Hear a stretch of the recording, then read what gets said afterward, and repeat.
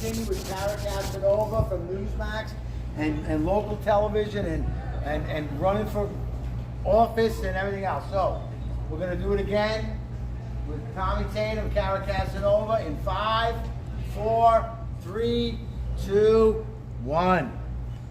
Hey everybody, and welcome back again to America First. Hey everybody, welcome back again to America First Warehouse. And I'm with Tommy Tatum today. Tommy Tatum is a generous witness, and he actually witnessed the death firsthand of Roseanne Boylan. So how I first came into acquaintance with Tommy was I wrote an article on Roseanne and I interviewed Tommy. And we've become really good friends ever since. And now he's down there with Mickey, Ashley Babbitt's mother, at the Vigils, sort of like a bodyguard. I sent you down there. I sent him down there because Mickey needed a bodyguard. I'm like, you know this guy, Tommy Tatum, he's a pretty big guy, he's a patriot. So he went down there. He's been there ever since with her. He's a very, very loyal person. So Tommy was there on January 6th, and there's video there of him underneath that giant pile that Roseanne Boylan died under. So Tommy, I first wanted to start off by asking you about what your experience was like specifically at the West Capitol when everything happened with Roseanne and how you felt underneath that pile. Yeah, so a lot happened that day. And I'm just so everybody knows, I've never been arrested. Never had as much as a negative news story written about me in my hometown. These feds in D.C. act like I don't exist. So I've literally been talking for over a year. And I want to tell my story. And I got a chance to tell a little bit of an extra trial a couple of months ago. But to answer your question, I was there by myself just as I just started a freelance journalism website, and there was a chance to go speak Trump's speech. So I had a friend go to D.C. and I rode with him, and I did that. I recorded the entire speech, walked to the Capitol. I film a lot, about an hour before stuff really gets crazy at the lower West Terrace tunnel entrance. And then there was this guy, you may see this on footage somewhere, there's a guy that had a megaphone, and he's like, I just talked to the cops, and the cops are not going to beat us anymore, and we're not going to beat the cops, and yada, yada, yada. So when I heard that, I thought that everything was going to kind of die out, because all throughout the day, there was a lot of violence there at the tunnel entrance, but it would naturally die out, right? Human beings don't, you fight somebody for a minute, that's a really long time to be in a fight. Yeah. And people would just get tired and naturally, and then either the cops or an agitator or instigator from the crowd would start it all back up again. So when this guy says the cops are going to thin out, I figured it was all going to die out, and I was going to go get closer. That was a mistake, because when I got closer, I kind of come down the steps and go up. I ended up getting close to where the tunnel entrance was. And to make it fast, when the cops push everybody out of the tunnel entrance, and I want to make this clear, I hear some reporters trying to draw a distinction. Did she fall over, or did she pass, or did she push her, or did she pass out like she fell down, like she collapses? She does not collapse. She is pushed with enough force to where she falls into me, pushes me over, and I fall down on the ground beside her.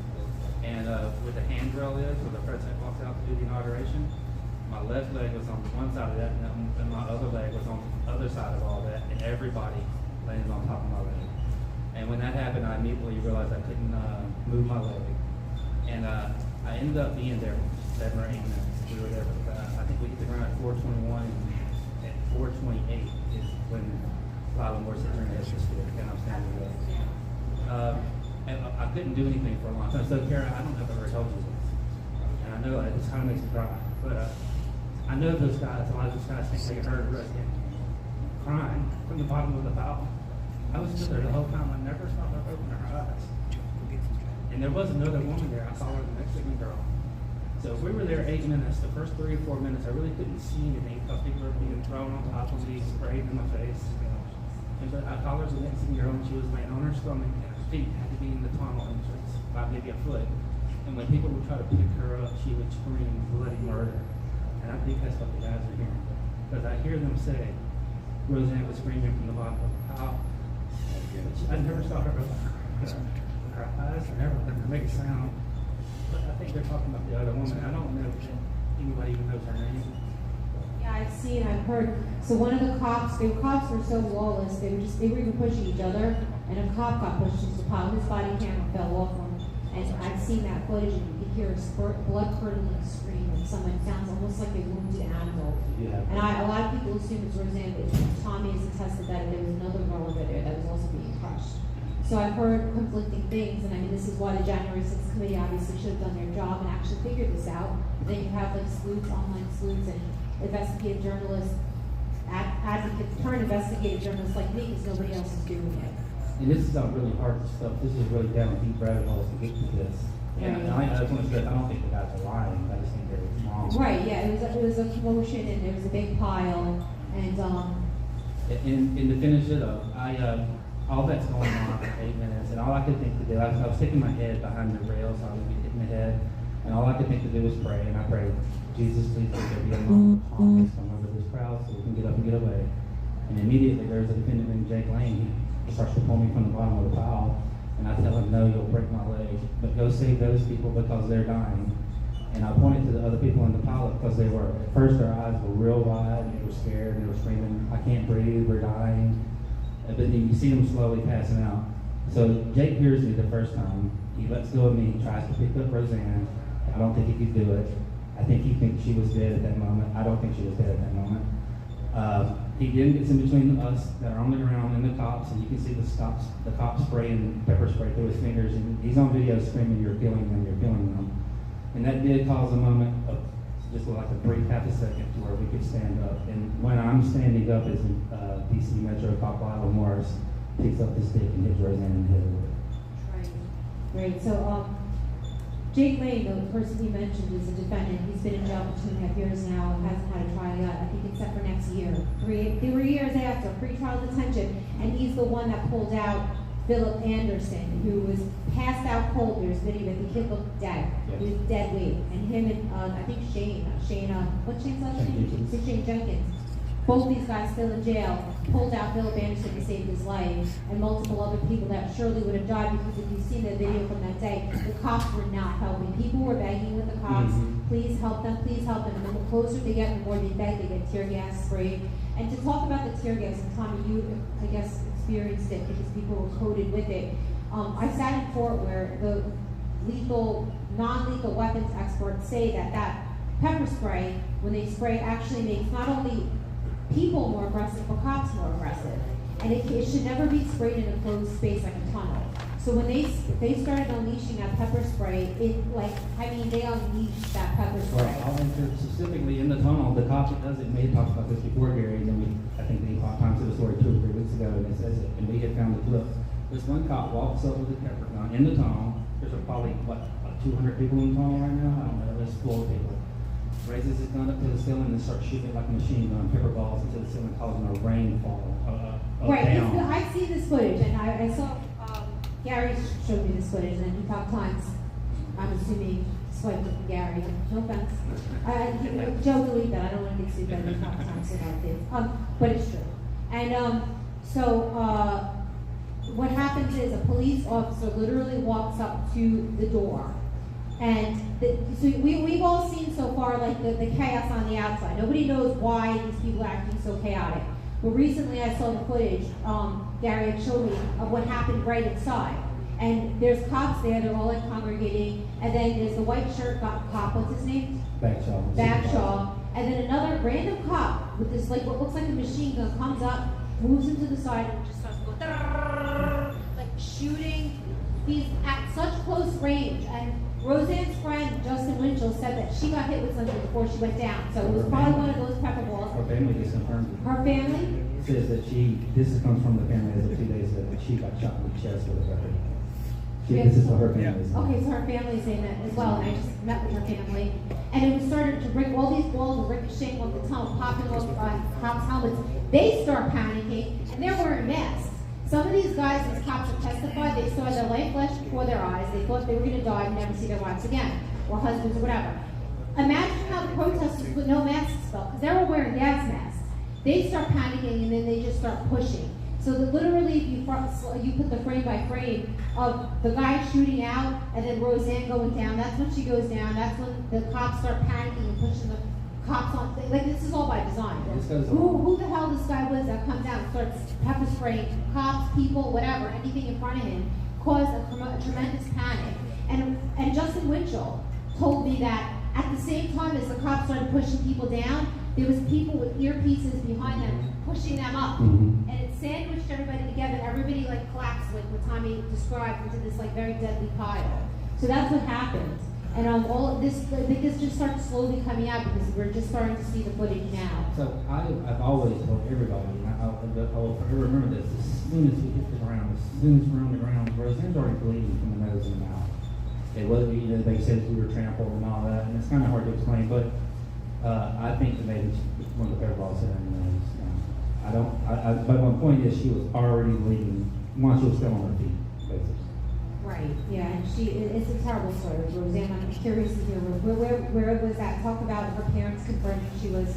So, it was Epoch Times story about 2 or 3 days ago. No. So, they did their movie on the J6 on Right. TV, and that's where they got it. So they said they spoke to her family, Yes. So the family, I try to be really respectful of the family because they've always been pretty private about this entire thing, and I hope I know I'm not misspeaking. In the movie that came out 2 days ago, he says he spoke with the family, and two things is, whenever she gets to the professional paramedics, they lied all about Roseanne. They said they picked her body up in the rotunda.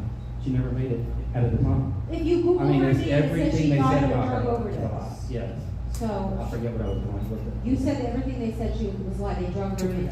Yeah, her family was, they did appreciate the level of care that professional paramedics gave her, not the MTV, not Gunnell. Gunnell is the one you guys just talking about. He actually breaks the defibrillator. He can't even open the He breaks defibrillator, the he's valve. so incompetent. He- But and he he's the testifies- immigrant that saved America, He according to his testifies new book. that because of the protesters there is the reason why he couldn't save her life. Right, but he's standing in the back, tries to open the defibrillator, doesn't even know how to work the thing, and he just stands there watching, I believe. So, you know. There's so much about the Roseanne. I will say this. This government is afraid of everybody in this country realizing what happened to Roseanne woman. They are definitely afraid of it. They won't arrest me. They won't take me to court because if they do, when they do go to court, Kara, they'll show the video of something happening around Roseanne, but they make sure they zoom her out of it every time. They do not want Americans to It know. really is a conspiracy, like, it really They do not is want truly Americans to saying. know that an innocent, unarmed woman who was already unconscious and bleeding on the steps of the United States Capitol of the United States of America was a cop picks up a stick and beats her in the head and kills her and gets away with it. Right.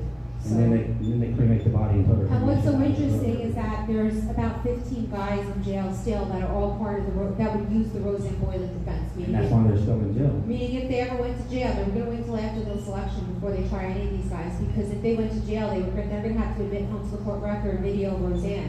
And there's not yet been a case that was around from someone around Roseanne. There's 15 of them, and they're the most violent ones because they were trying to help and they were throwing things at cops because they were. Like, if you watch the reaction video, it's like all pure reaction, like throwing water bottles, like, you traitors, you killed her.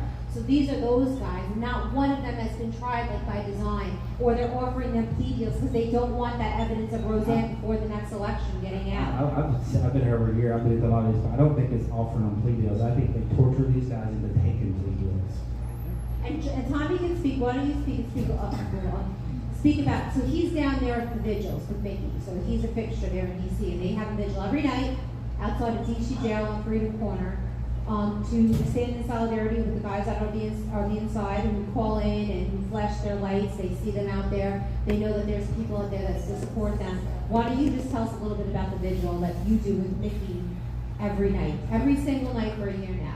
So if you don't know the story, Mickey said that after she, I guess, mourned for 6 months, that she saw her daughter Ashley came to her in a dream, and one way or the other, Mickey had the feeling that if her daughter were still alive, Ashley was still alive, she'd be in DC, outside the DC gulag, doing the vigil for the guys in jail. And I forget exactly how Mickey states it, but she made her mind up that that was what she was going to do, and she has not let anybody deter her the entire time. And I know this sounds arrogant to say, but we came to DC with a hope and a prayer and 4 t-shirts, and we've changed that now. We go to the committee leaders, we've been to 15 of them. The Congress people recognize us, they say as they see us on, the Democrats cannot stand the fact that we're there. And they hate us with every being, every fiber of their being, and I love it that they hate us so much. Mickey's a fighter. I tell everybody Mickey's not some meek and mild little old lady who's just gonna take it. They picked the wrong one. Badass. Yeah, Mickey is really badass. And I met Representative Gosar at an event recently, and he was wearing the Ashley Babbitt bracelet that Mickey gave him. really? He had it on his arm. He said, look, because I was telling him about January 16th. I know, see? And he's worried, but there's so few of them. There's so few of them, you know that. There's like 5 to 10 of them in the Freedom Caucus, maybe, that care. And I know, and at first I was very, like, these guys are worthless, what are they doing there? But I'm overwhelmed myself, like, I wish I could do more. Like, you're only one person, and they really are trying, I feel like, as hard as they can, but it's just like that one person against the whole Congress. And they have to get McCarthy to agree. Like, how come they haven't investigated the January 6th committee yet? It's unbelievable. I honestly, it gets down to these Republicans on January 6th.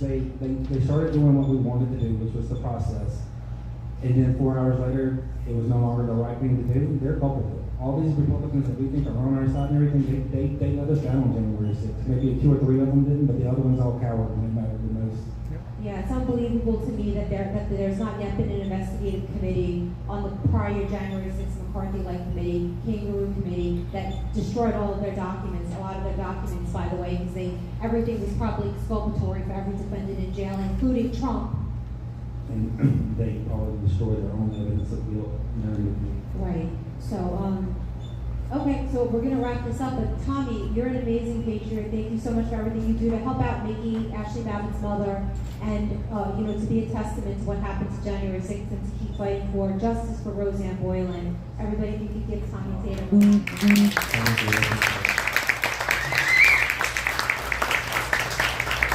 break in between. We're going to bring Tammy around, Tammy Perryman.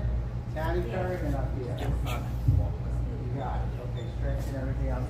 Then we're going to do another segment. Then what I would like to do, I'd like to have the 3J6ers up there with Kara. And if anybody has any questions, I know I have a ton of questions. I'd like to know why. A couple of things. So you might have some questions yourself. Yeah, I honestly would love to get questions because when we talk about this stuff, we get like a little bit of a robot routine. Yeah. And there's a bazillion questions I'd rather answer. Yeah. Okay, I'm sure there are a lot of questions. So we'll get 2 more chairs, 2 red ones up there. After Tammy. All right, 15 minutes with Tammy. Thank you, everybody.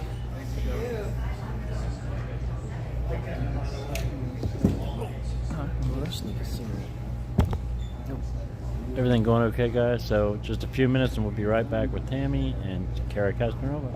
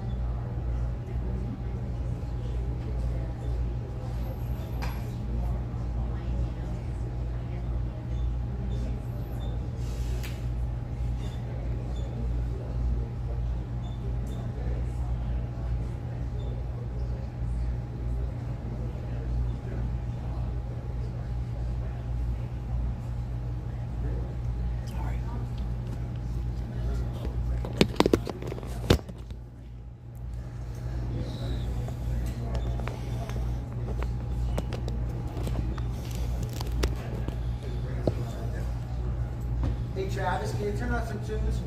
Hey, listen, if anybody likes to get something to eat, the grill is out there, they're cooking, why don't we go out there? If you have the 4-day pass, you get a free hamburger on me, okay? If you have the 4-day pass, you get a free hamburger. But they are cooking hamburgers and hot dogs. We'll give Kara a couple of minutes. I understand that Johnny Tobacco is going to be joining us. We're going to want to do a question and answer period with the J6s up here. So we're going to get that done. Tommy, when you talking the mic like this, see? When you talk here. Like this. Just like that, Tommy. I was going to try to talk more like Joe Fox, but I don't have charisma. You don't need charisma, you got a big mouth. All right, so get something to eat, kick back a little bit, then we'll start it up with Kara again.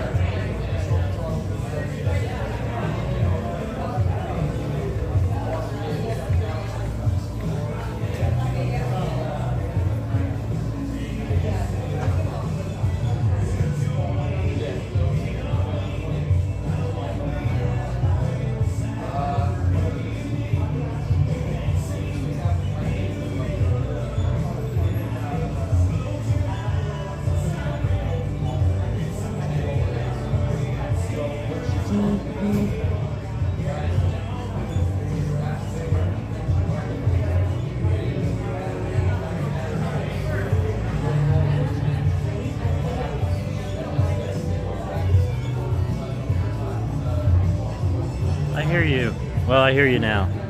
Sorry, guys. I guess it's going to be a few more minutes. They're having dinner. So I apologize for that.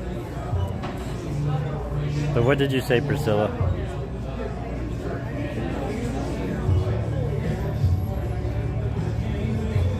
Trying to take care of some things on some questions I have.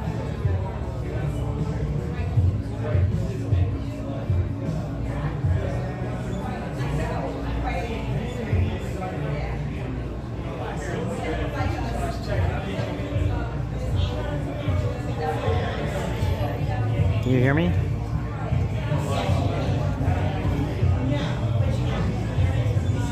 I did. I had a hamburger earlier. Just trying to deal with some things that I need, some loose ends I need to tie up.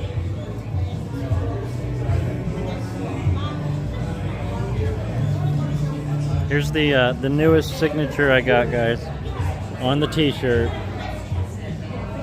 There you go. Thank you, Speedy Patriot, for that shirt fun. Look what I just did too. We got Cara Castronova on it, guys. So I'm working it. I'm working it.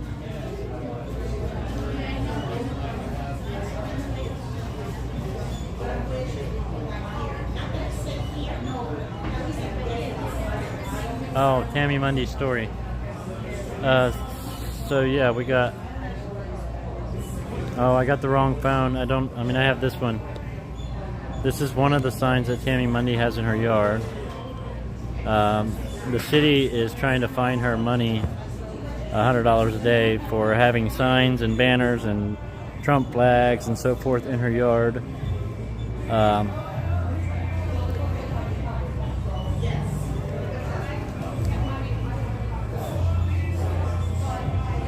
And we are going to go do a flag wave in her yard. I have not exactly settled on the date yet. I need to work that out because there's September 11th. There's the whole thing down in D.C. September 9th, I got to be in Kentucky. So I'm not exactly sure how I'm going to work all that out, but I do want to do it. Thank you, Speedy Patriot, for that super chat. So we got some things to get sorted out. Joe know about Tammy? He would be. I don't know if Joe does know about Tammy. Maybe we could mention that.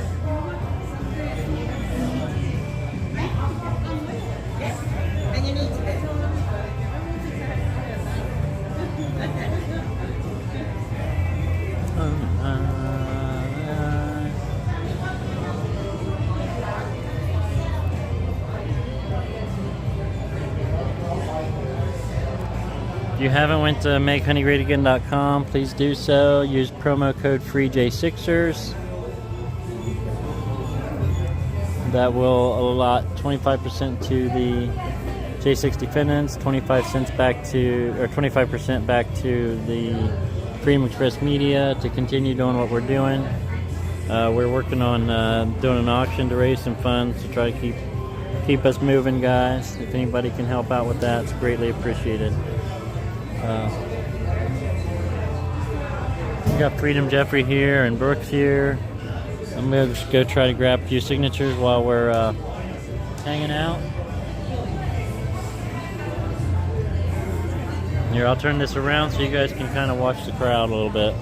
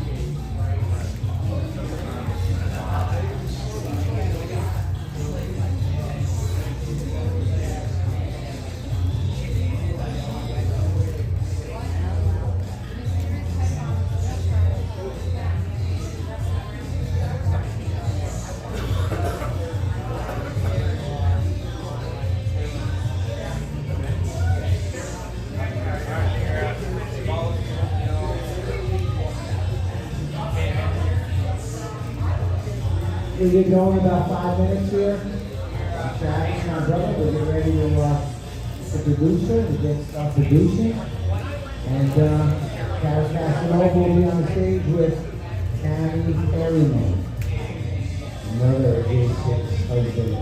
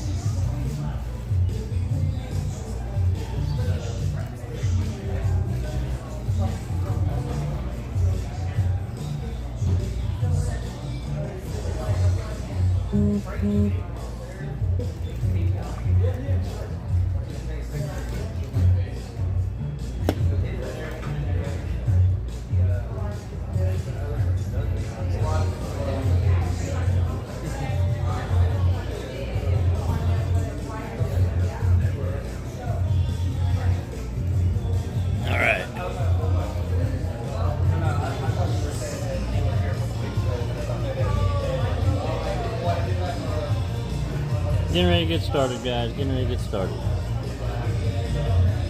Test, test, test. Test, test, test. You need to speak into the mic. You need to speak into the mic. Like you're singing at a rock star. Okay? Like this? I got it. You want the music down now?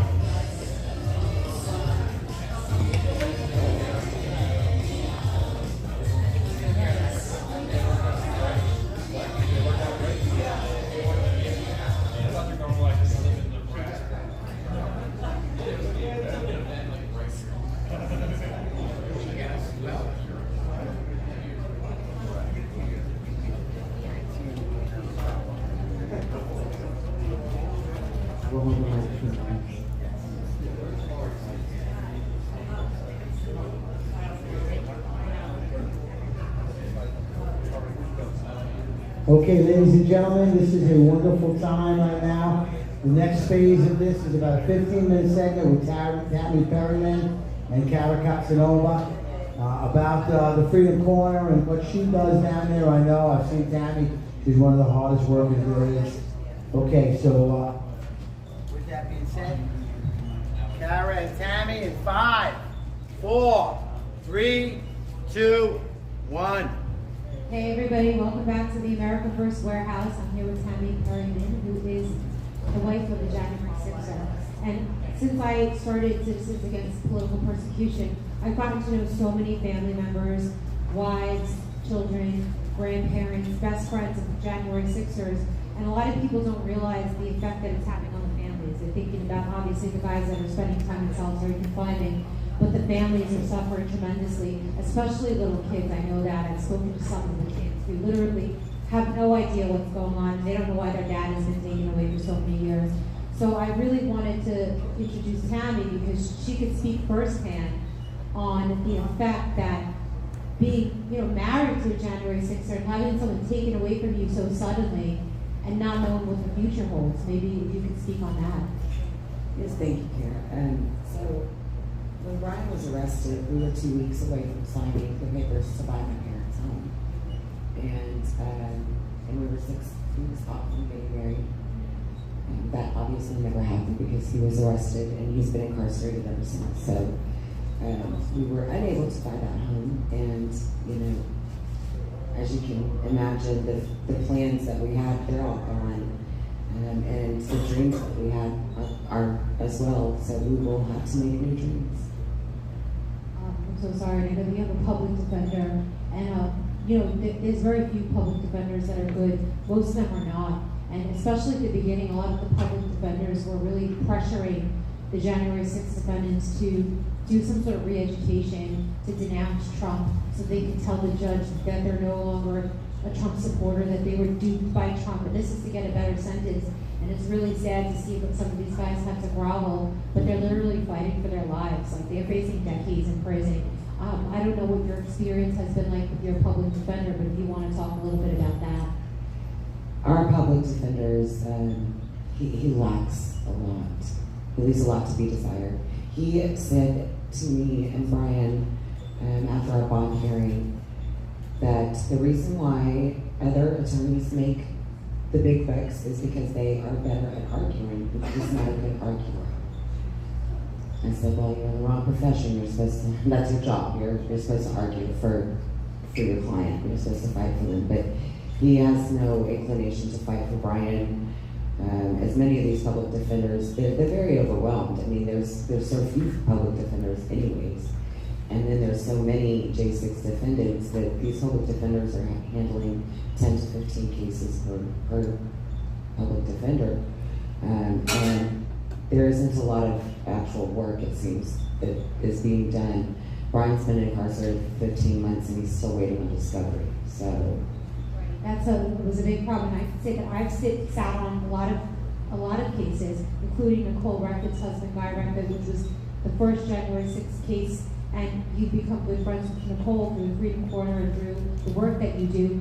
But really, it's a sight to see a public defender fight for a January 6th defendant.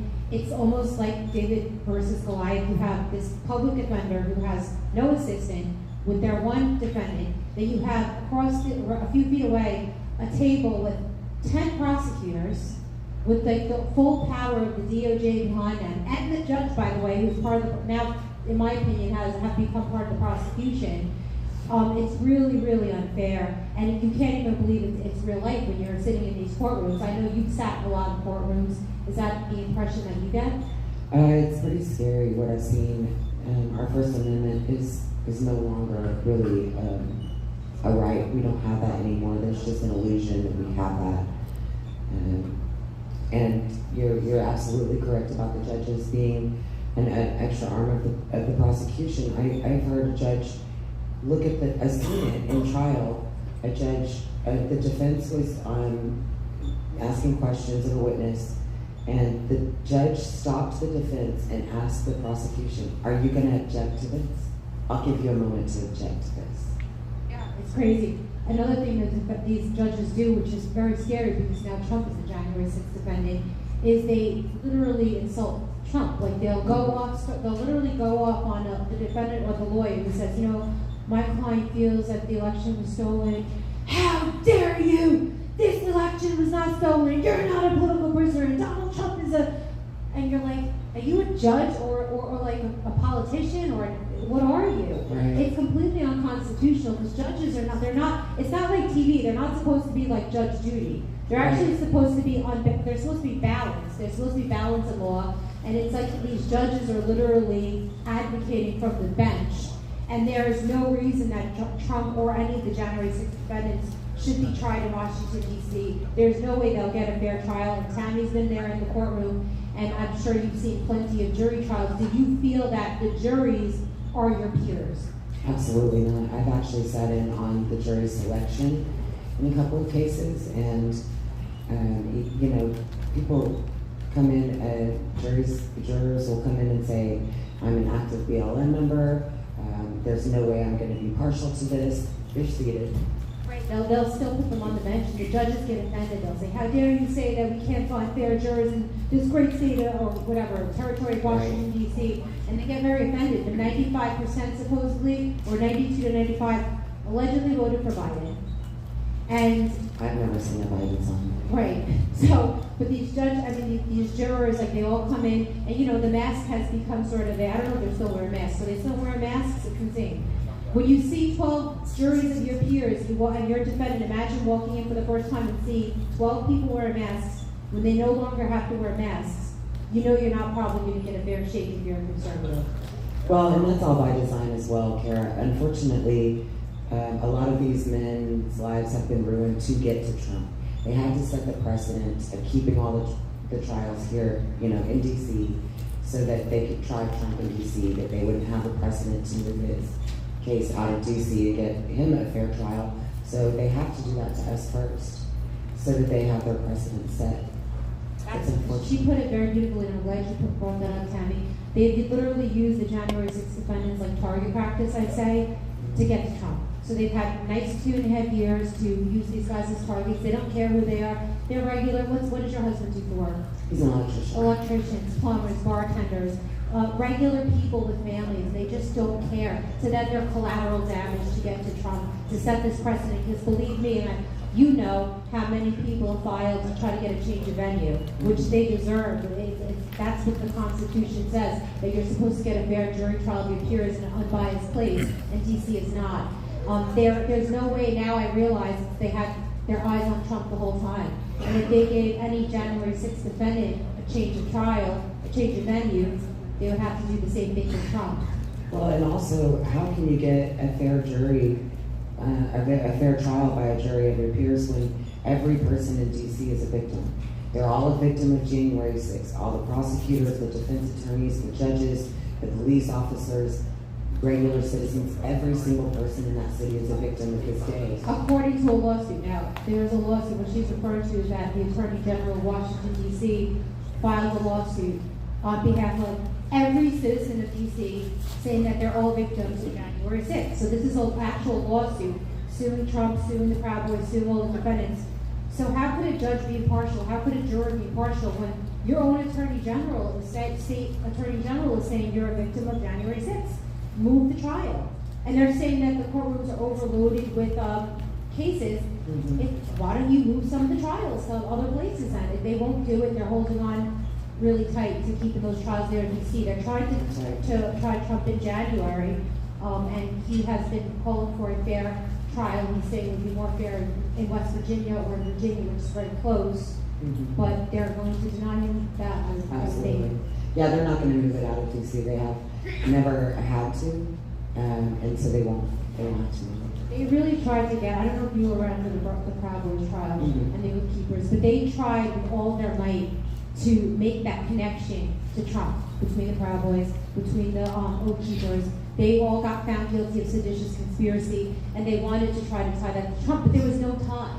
And they tried so hard. And I read that Trump indictment, the one that came out for January 6th, and it doesn't really talk about the Proud Boys and Oath Keepers. But believe me, because there was no evidence, and they would look foolish. But that is the reason that they tortured those men. And you know, the Proud Boys sentencing is coming up on the 30th, and you know, they're looking at probably decades in jail, just like the Oath Keepers got.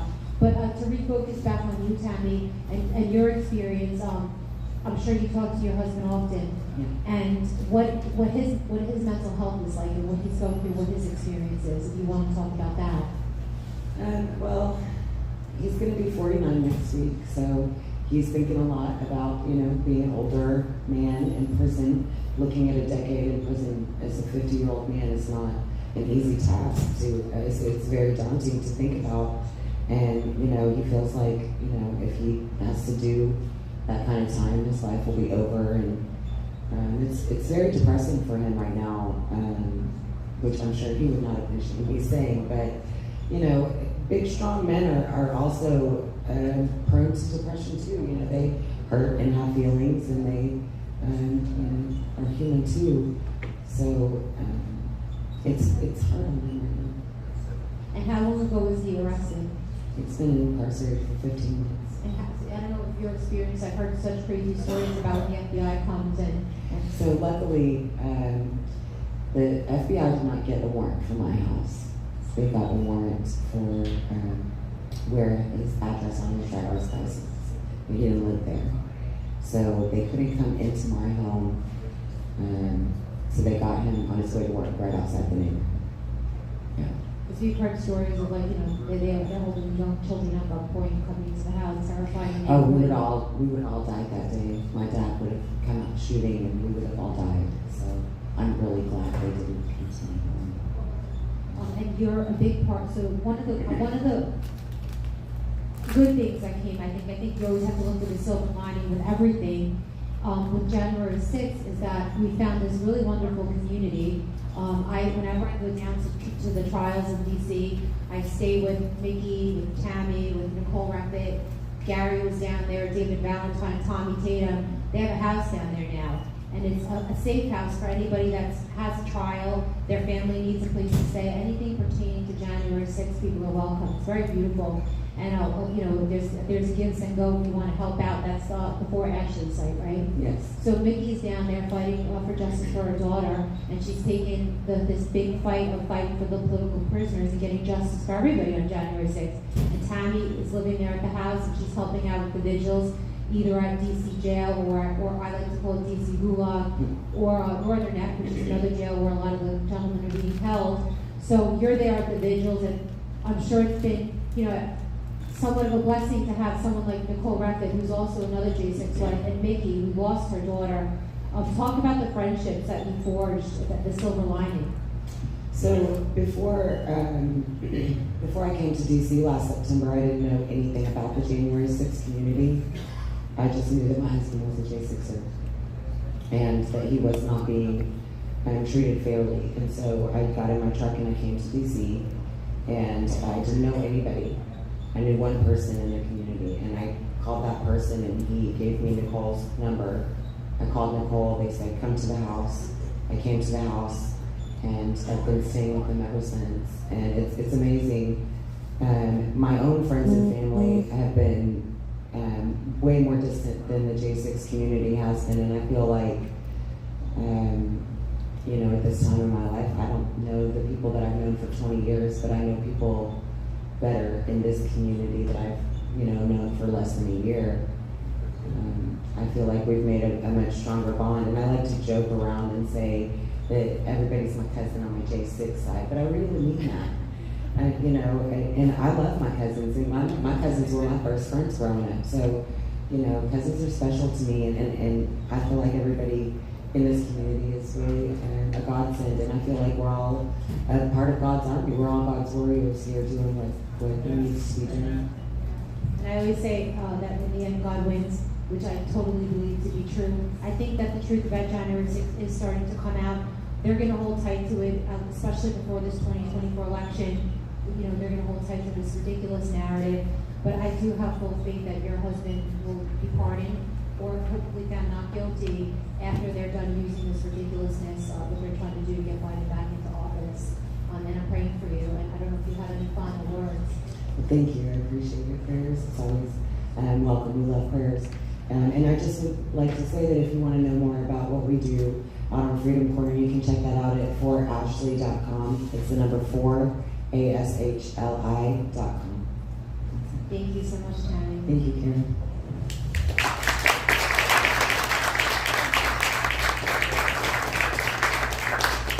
Give me 5 minutes. I want to reset the stage. We're going to bring up Tommy, Gary, Tammy, and you, Kara, because all four of these are very involved. These people, they live and breathe the January 6th. First-hand experience, first-hand knowledge. I have a bunch of questions. I know we're going to have some questions too.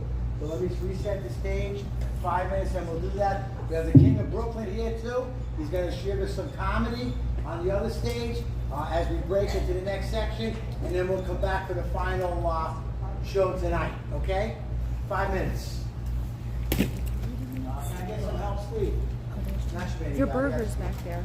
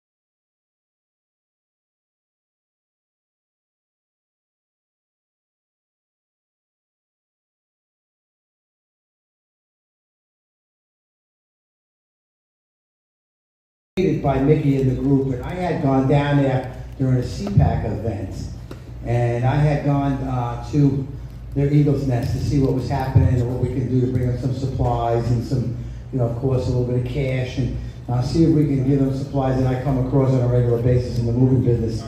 And when I went down there, I saw they were an hour and a half away from J6, an hour and a half there, an hour and a half home every day, no way. They were renting an Uber, one of those things, for $6 grand a month. It was absolutely ridiculous. Then God came to us, because that's how things work for me. Anybody want to know? That's my secret. God came to us, we're going to find a spot. We did a little research. We found the White House. So we moved the Eagle's Nest to the White House, which is right around the corner from the Congressional Cemetery where the Gulag is, and a stone's throw to the congressional hearings. And which is great, because they can be everywhere on time very quickly now. It's a beautiful home, we keep care of it. When I go down there, I stay there. I'll be down for the names of fentanyl at the end of September. And we're gonna make a lot of great things happen for this country, because we're sick and tired of being lied to.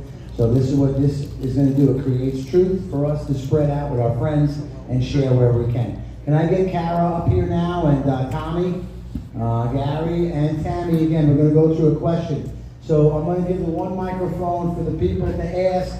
I'll walk around. If everybody can come up a little closer maybe. If you have a question, I'll give you the microphone. Here's the microphone for this one. That works. You got to get into it though. That's a better one to ask. Tommy, what happened? Did I miss you guys or what? Tammy? Can you hear me on this one? Can anybody hear me? Hear my voice? Well, how come you're not listening to me, huh? What's the question? Why aren't you listening? Tommy. Joe, is this being recorded, this part of this section? We're going to record this too again. Yep. So the White House is actually a White House.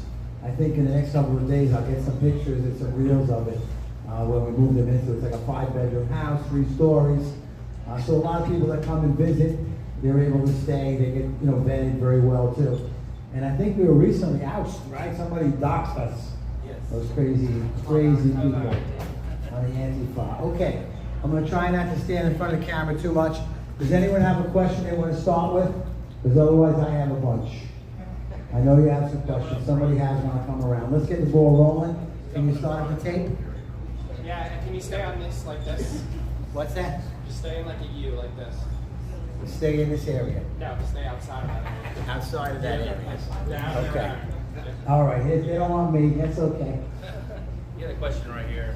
All right, I don't know how I'm gonna do this. You have to go around. What is your name, where you from, and what's your question? Right into the mic, you can hold it. Hello, I'm Ellie from Mineola. I don't know if I should stand, probably should stand. Okay, this probably is for Gary. Okay, I got a list, I got a lot of questions, I'm not gonna do them all. Okay. Now one, there's a supposed quote-unquote little cop that Greg Kelly always talks about. He's the guy who's standing on the grounds of the Capitol going like this. Okay, I'm trying to find out who that little cop is, like everyone else. That's your job.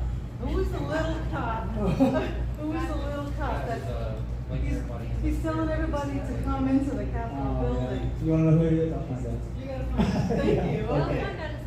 Yeah. And now is Fanone, is Fanone and the other three crybaby cops, are they metropolitan cops or Capitol? The Capitol Police? Phenomenal. Fanone is a Fanone's a In the mic, please. Fanone is MPD, Dunn is Capital, Ganell is Capital, and Hodges is MPD. Okay, now with Fanone, And the Capitol Police don't wear body cameras. Yes, the mic. No, Gary has seen all of Dunn's, all of the, how many hours have you watched the footage and you know what Dunn said about when you heard someone call and talk about that, how all the hours of footage you never heard that word? Because I thought that was really interesting. So on the jack. So one of the things we've done when he's talking to the J6 committee, he's giving testimony, he talks about how there was people, he names 3 different flags, the Don't Trail Me flag and others, a MAGA flag. This is just all scripted. And it's true what he says because there is somebody with the Don't Tread on Me flag. But what he says is that they were calling him MF, they called him the N-word, which was all bullcrap. Because you turn it around and what it was Dunn was the one screaming at them saying, you motherfuckers get out of here, you get out of here and all this. So it's not it's, what they say at the J6 committee is just all scripted. No, yeah, the N-word, out of all the footage, not once have I ever heard that the N-word. Over 10,000 men by now. I mean, it's a lot, but never have heard it. can I just follow up with one more Fanone question? Okay. Yeah. Okay, Fanone suddenly has lost his little accent, by the way. That's very interesting. Georgetown. Okay, very Pretty interesting, ain't it? Okay, but now, from what I can find on him, of course, I didn't file any notice or anything like that. I'm not that. No, let's go. She's not talking to But I think it was like in 2016. He and 3 other cops got an award.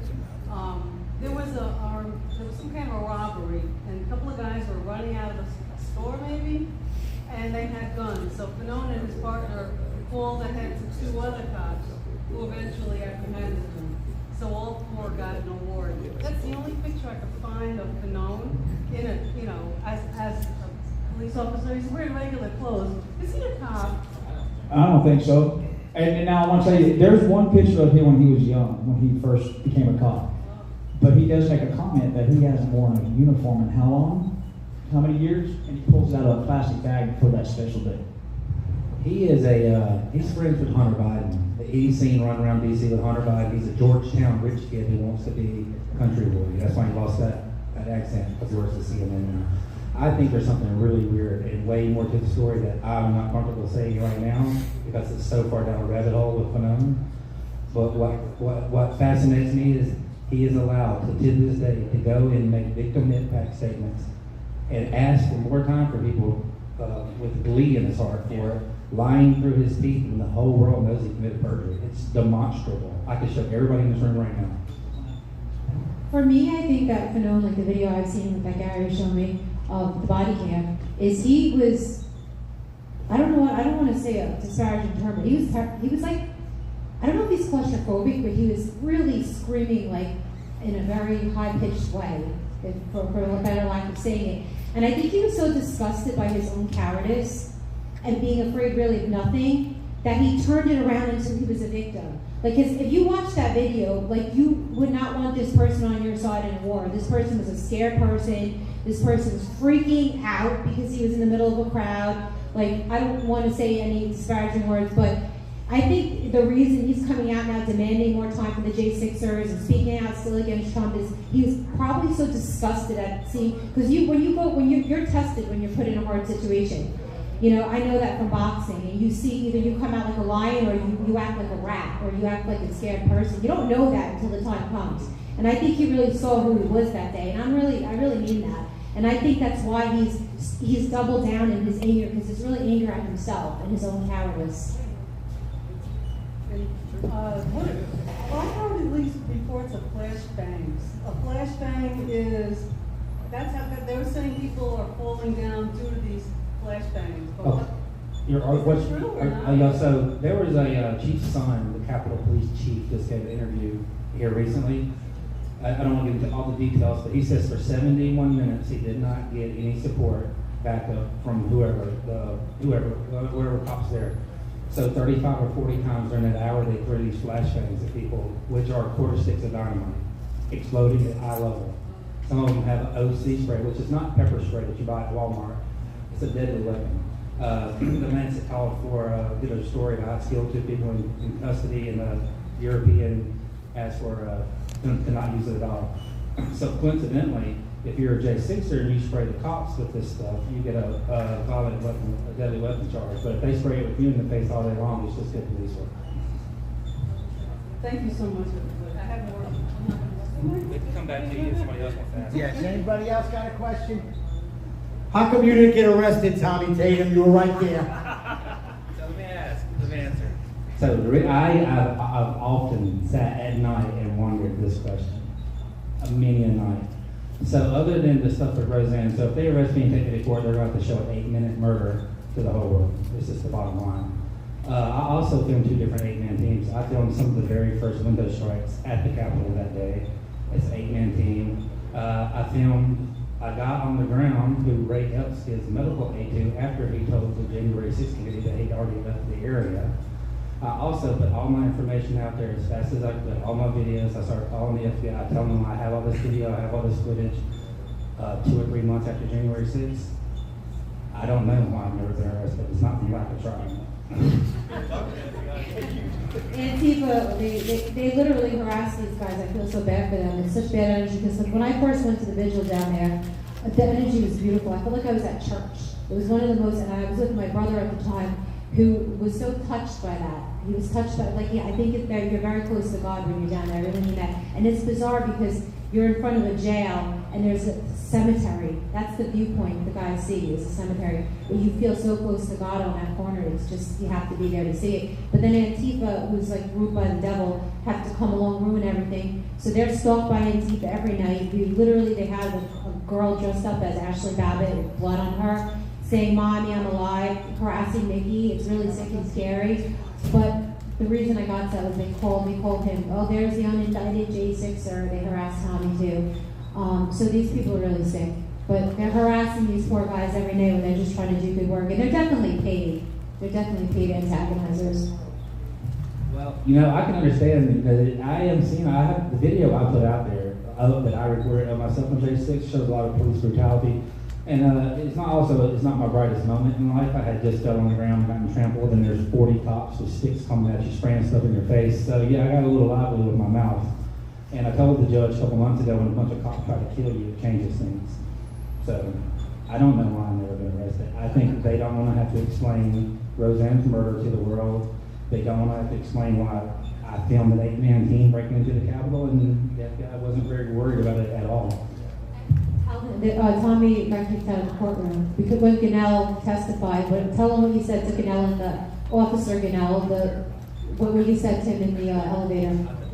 I thought it was Ganell that day. I told him he should be ashamed of himself. Just to clarify, I never got kicked out of the courtroom. I was already outside the courtroom. when the lawyers were talking about me on the inside, and I didn't come back the next day.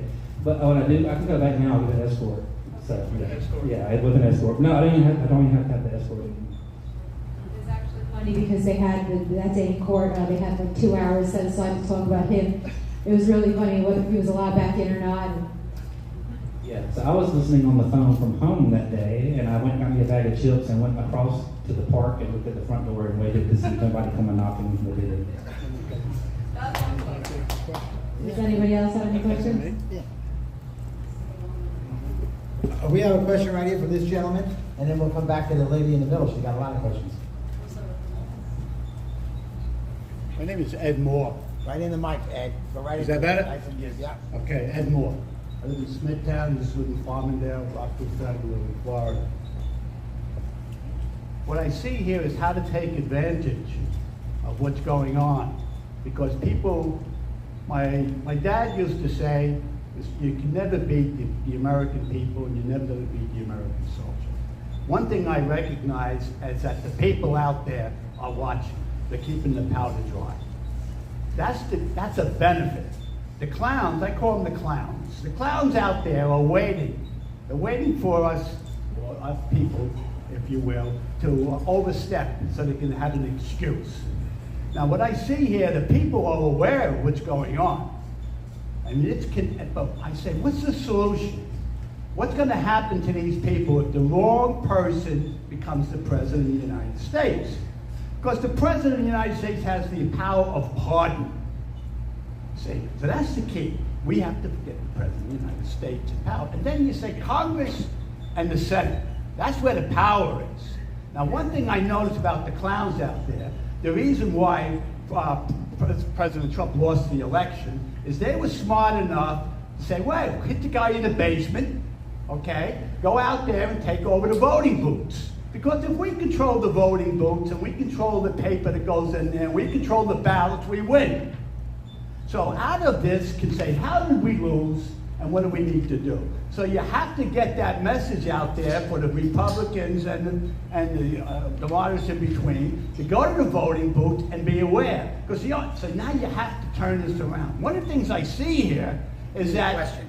Okay. Okay. We need a question. All right. Well, the question is, to you people here, what's the positive aspect of what's going on? Okay, what can we say positively? What can you say positively that people need to do to be able to solve this problem? Okay, positive, not the negative about all the cops and all the nonsense. One of the things I think that could be really helpful, and I put a lot of thought into this, is okay. I'm going to start in on my judges. It's a lot to explain. I know we have 5 minutes, but the judges are completely colluding with the Department of Justice. There's no doubt about it. And that's a complete violation of the Constitution because there's supposed to be a separation of power. And now that Trump is a J6er and they're trying to push his trial till January, what we have to do, and I think this is so important for anybody listening, for anybody here, this is the solution, and I've been doing this for 2.5 years and nothing else to solve the problem. Jim Jordan, Matt Gaetz, and they have to get Speaker McCarthy in on this. They need to do a House committee hearing with the Judiciary Committee, put 3 of those judges on a hearing, at a table, and get some of the J6 attorneys. Alan Dershowitz has actually said he will come and he will sit, this is a liberal, and say how unconstitutionally these judges have acted and how these trials need to be moved out of D.C. So now that we have President Trump to shine a light on this, and he's saying he needs to get out of D.C., he needs to have a fair trial, we need to be calling Jim Jordan, we need to be calling McCarthy, we need to be calling Matt Gaetz, and saying that we need you guys to set up a committee hearing on the judges and how unfair they've been, and how they need to FOIA, and they need to demand any correspondences that they've had with the Biden regime, anything with the Biden White House, anything with the former January 6th committee, because they're not supposed to be talking back and forth. And there's no doubt in my mind that the judges are getting directives from the Biden administration on what rulings to make. So that's the answer, to get that committee hearing. Call your local senators, call your people, and call Jim Jordan and tell them that you want that. That is the answer. With 30 seconds each, can you give us a call to action possibly? With 30 seconds, and what's for dinner tonight, Tammy? You told me I didn't have to cook tonight, so I'm going to be preparing that. anybody can get involved on every level. And the easiest way to get involved is just to become active. You can get involved in your local polling, you can get involved in your local politics. That's really where it starts and where it finishes, is at home in our local communities. We need to be holding our county judges accountable, we need to be holding our state representatives accountable. All the politicians that are in office, because we voted them there, they need to be held accountable. They work for us, we do not work for them. Penny said a lot. So I just refuse to bend my knee to these tyrants. I don't care. I'd rather them just take me all the way out than me have to bend my knee and live in this world where face masks, keep level 4 weapons, file weapons out of here. I'm not going to live in that upside down world. And I would just stand up for yourself when you have a situation at work or they're trying to do something to your kids. Don't bend your knee to them, but that's what they want. I won't do it.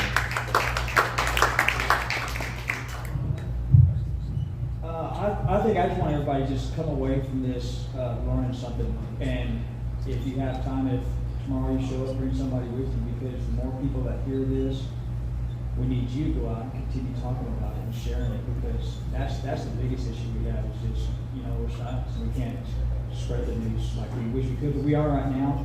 And this is a huge start for us. We've been doing it, so I'm not going to stop.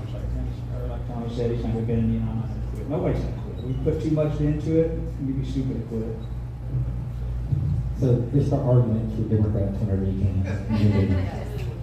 And really, it's the good thing that's come out of, like I said before, is this community. I knew all these people separately, and then they now know each other. And Joe the Box helped me during my election campaign. And now Gary is staying here at the warehouse. So it's like we were all meant to fight together. And they're like, these are the best people to be in the trenches with. I'm not kidding when I tell you, because we have been in DC, and so is Joe the Box, and it's so kind of magical that all my friends from DC are now here on Long Island, where I live, with Joe, who I know from all the fighting he does here. So that's the magic and the beauty out of this, I think, is that we brought together all these American fighters and patriots, and we found each other, and we're not going to give up. Yep. I got to tell you one thing. So living in DC is such a surreal thing. Just to be involved with January 6th, to have been there to begin with, is such a surreal thing. To meet Ashley's mom, Nikki, and do the Vigil, that's all a surreal thing. We get a lot of people promise us a lot of stuff, and very rarely does it ever happen, right? Joe the Box is a stand-up man. Joe the Box has never made a promise to us that he did not come through, and we made a bunch of promises he never had to make. So Joe the Box is one of very few men that I can say in my life has never been a hypocrite and has did everything he said he was ever going to do. Yep. Thank you, Jim. Thank you, everybody. God bless you. Honored to have these great American patriots, these people that care, and their lives are upside down because of what's happening. That's why I can't do enough for them. My wife and I feel, okay? We're going to take a 10-minute break, and then we have the King of Brooklyn. He's going to laugh so hard. He's going to come up on that stage. He's going to get our attention. Then we're going to do another show after this. Johnny Tobacco is here from Wise Guys. And what a wonderful night. Thank you very much. 5 minutes, and we're going to have the comedy of King of Brooklyn. King of Brooklyn.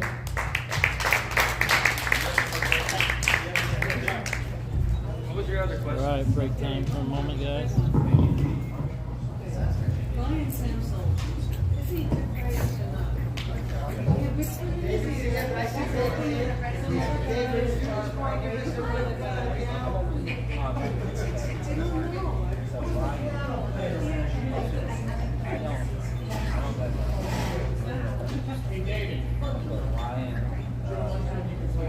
That is it.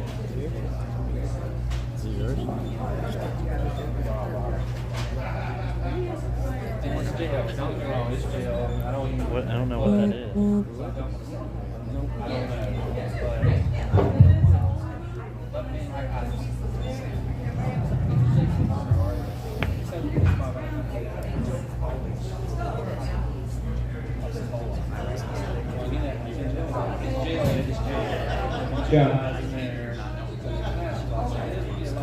Alrighty, we're getting close here. Grab a little snack, grab a seat. Can you see me up here? Anybody can see me? Can you see me up here? won't fit in the hole, Fred.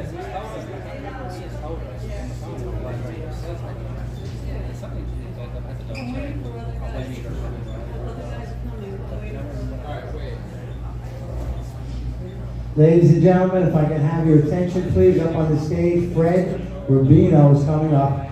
He is the king of Brooklyn. I saw some of his work. He's absolutely hilarious. Come on up. Please welcome Fred Rubino to the America First Warehouse. Okay? Fred, pull off the stage. Thank you. Fred Rubino, king of Brooklyn. Let's hear it. Let's hear it. Anybody still paying attention here? How about up front? Can you see me? Come on over here, everybody. Come on in. Come on in. Come on over. Come on. I'm a lot taller on Facebook. Come on up front. Let's go, everybody. Are we running the tape over here, Travis? How are you? All right, we're live. We're live now. Thank you. Guys, welcome to this beautiful venue. I know a lot of people, you see this kind of crap. Just being together is a wonderful thing, and it's powerful. So just keep on getting together. I'm a conservative comedian, which means I've been banned from half of the clubs in New York City. Okay, so I've been banned in a lot of clubs because I'm anti-woke. So if you're woke, if you're woke, there's the door. As far as social media is concerned, I've been blocked more times than Chris Christie's arteries. But I'm still around. And thanks for coming around. Thanks for coming around. Shutting off the TV, shutting off the news just for one night and getting together and seeing each other. All right? I mean, the news is just crazy now. Last night, me and my wife were in front of the TV for an hour. You know what we saw? 3 shootings, 2 stabbings, people getting pummeled. One guy got hit in the face with a brick. Finally, I said, how many times are we going to watch our wedding video? Put the war on. It's less violent. Now they're showing the caravans again. Oh, the caravans. There's one, I saw it yesterday, there was a Nicaraguan woman. She walked from Nicaragua to Texas. My son couldn't find ShopRite 3 blocks from my house. She had 3 kids with her, a baby, a toddler, and a teenager. She had a backpack, half full. Half full. I took my wife to Atlantic City last week. I had 4 pieces of luggage, shoe trees attached to my back, a makeup can. A Nicaraguan woman, that's the way to go. I'm a little older, and I remember when the only news on the internet and anything like that was CNN. That was it. You had to watch CNN. It was Anderson Cooper in a nice Armani suit. If it was a hurricane, he was just in like a t-shirt, right? He was out there in the wind because he's like an expert on anything blowing really hard. I told you the door's right there. Now they got this other guy, Wolf Blitzer. Who named him? Santa? Now I watch a lot of Fox News, and even people on Fox are getting on my nerves. I'm glad they got rid of Geraldo Rivera. Aren't you sick of this guy? 82 years old. 82. He's got long white hair with the Mary Tyler Moore fringe. He's got a big white handlebar mustache. What does he go? He goes to the barber and says, I want to look like Captain Crunch.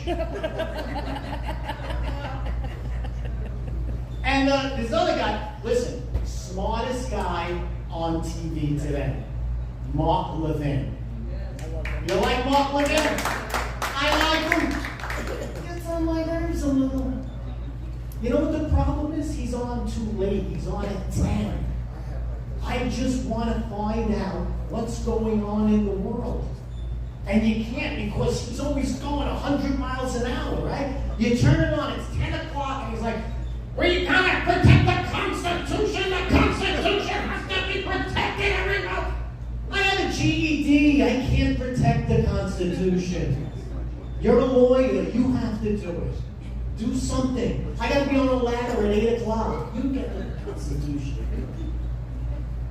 For you people up front, I just want to let you know I'm 100% vaccinated. Oh, sorry, I gotta go. Except for COVID. All right, good. Yeah.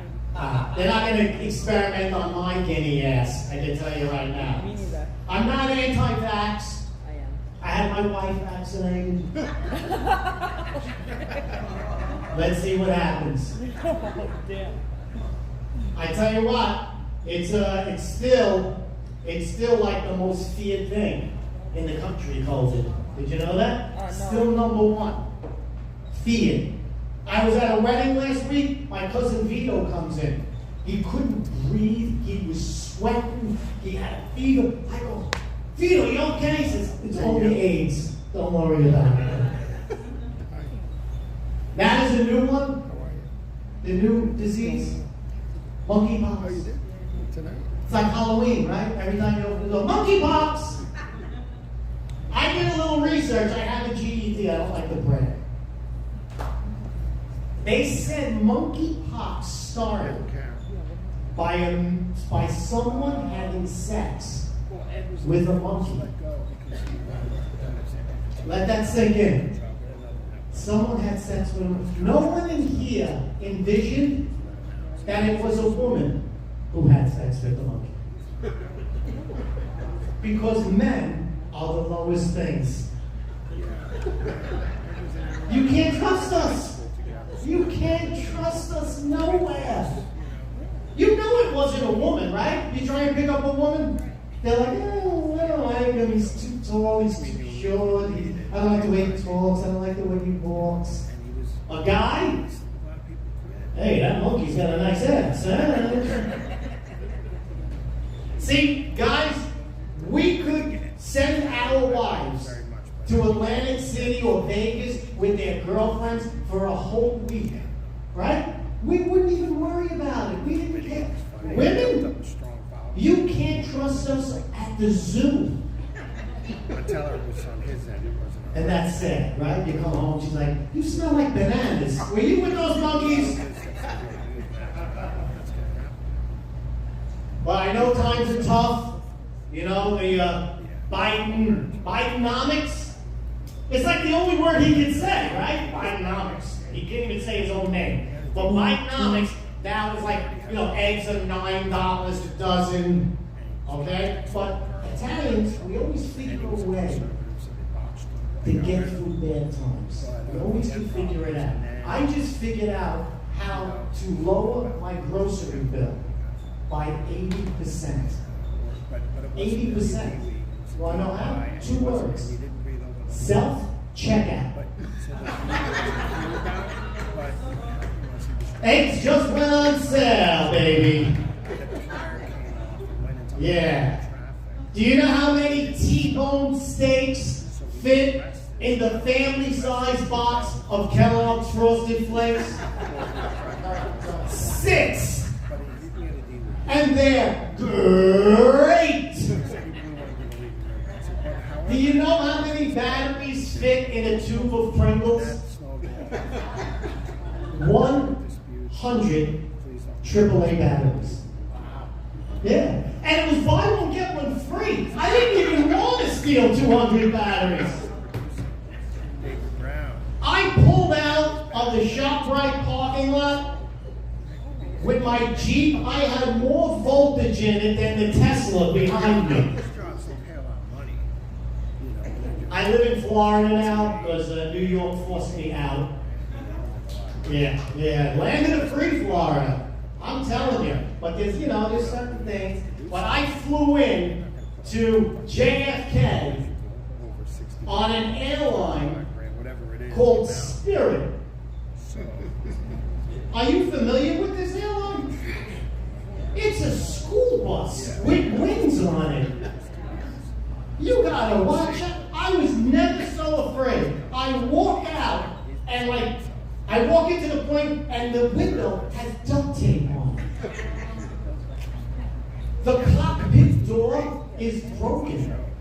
I look in, it's like a bodega. There were two old Mexicans playing cards on a little table in the cockpit. There was a cat. What's a cat doing? I look around, I see duct tape, broken door. I'm like, we're gonna die! And the captain goes, that's the spirit. It was the only airline I ever took where they didn't care if your seatbelt was buckled during takeoff. I'm sitting there, I got the tray table down, my laptop out, no belt on. The stewardess comes over, she's like, good luck. Unbelievable. Then they say, there's gonna be a snack. They hand me a bag of pretzels, 5 pretzels the size of a nickel. Is there anyone on earth that thinks 5 pretzels is a snack? I have more pretzels in the cushions of my couch at home. So I think that's it. It's all over. You know, I'm done. I'm sitting there, and the male stewardess, the homosexual comes over, and he just like floated in. He was just, and he's like, sir, are you willing to help out in case the plane goes down and there's an emergency? And I'm saying to myself, let me see. I'm in a lawn chair bolted to the ground with a handful of pretzels, and now I owe you? I can just see how this works out. I can just see. The plane gets turbulence, it crashes into the mountain or something. There's smoke, there's fire. I open the door, but before I leave, I'm going to make sure that Shaniqua, 3 rows behind me, who hasn't shut the hell up the whole flight, gets out okay. That's not. You're lucky I just don't shut the door behind me and say, that's it, goodbye. That's how I roll. Anyway, I moved to Florida. There's certain things that I gotta warn you about. I know a lot of people from Long Island want to retire and go to Florida. You gotta watch out. The wildlife, you gotta watch. There's snakes. My neighbor says, hey, it's the rainy season. Watch out for the snakes. Like, that's not in the brochure. I look out my window, there's a snake in my neighbor's driveway. And they're just standing there. I'm out the window, I'm like, hit it with a shovel. Hit it, there's a shovel in my trunk, hit it. I go out there standing there next to the snake talking. Like, what are you, Adam and Eve? Then my neighbor says, you have to watch out in Florida.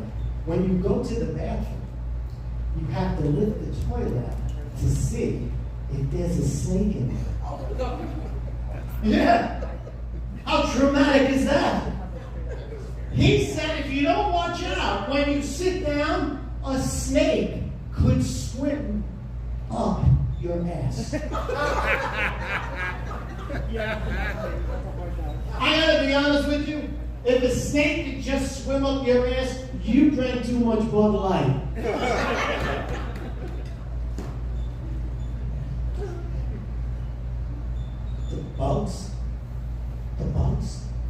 The bugs are crazy there. I go out on my porch and there's a bug this big. And I'm looking, I'm like, what is that? And these southern women, they make anything sound sexy. It's a palmetto. That's a cockroach, okay? Palmetto sounds tropical, like a drink. I'll have a vodka and palmetto. I look at it, it's huge. This thing is so big, it has graffiti on it. I get a newspaper, I roll it up, I go to hit it, it grips out of my hand. When it took off, it had other bugs on it. It was like an Uber for the other bugs. It was taking the older bugs to the villages. I tell you what, man. Horrible, the bugs. If you go to Florida and you miss people from up north, just go to the Home Depot bug spray aisle. We're all lined up. We're all there. And I'm not looking for the environmentally friendly one. I'm looking for something that's going to give the concrete cancer. I'm not messing around. I don't have luck with bugs. My neighbor calls the exterminator, and he's like, it's one bug. It was raining, it came in, as soon as the sun comes out, it's gonna go. Me? Uh-oh. This bug, you got the queen bug? This bug is gonna lay eggs all over. This bug's been having sex with every bug in the neighborhood. You have the Kamala Harris of bugs. She would sleep with a monkey. I think that's how she got the job. I'm not sure. Yeah. I tell you what, they scare me, right? They scare me. This whole thing with Biden. You know, ever see the movie Jackass? Every time he does a speech, I'm thinking they're gonna come out and say, "Okay, it's all a joke. He's not really the guy." You know, is this a joke? And he scares me. He has Alzheimer's. I'm not making fun of people with Alzheimer's. I did an Alzheimer's show the other day. Bad news is they only paid me $200. Good news is they paid me 37 times.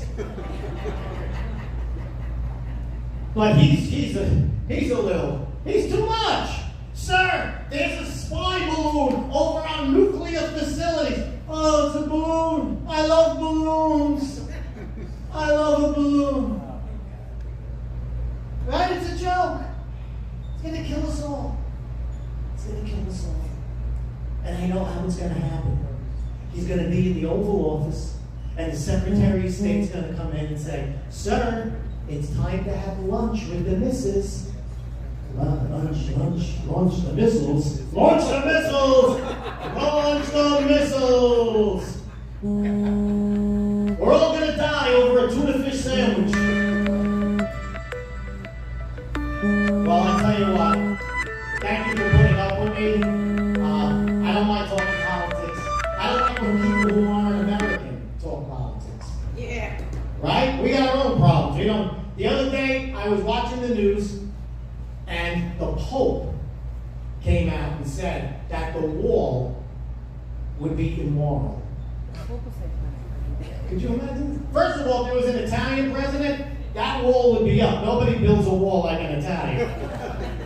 It would be all marble. There'd be like a Capodimonte statue on top with a fish and tomato plants growing in the front. But the Pope says the wall is immoral? Have you been to the Vatican? Yeah, it's satanic. It's a wall. For 1,000 years, there's a 40-foot wall completely around the Vatican. And it worked. Because for 1,000 years, there hasn't been one Mexican Pope.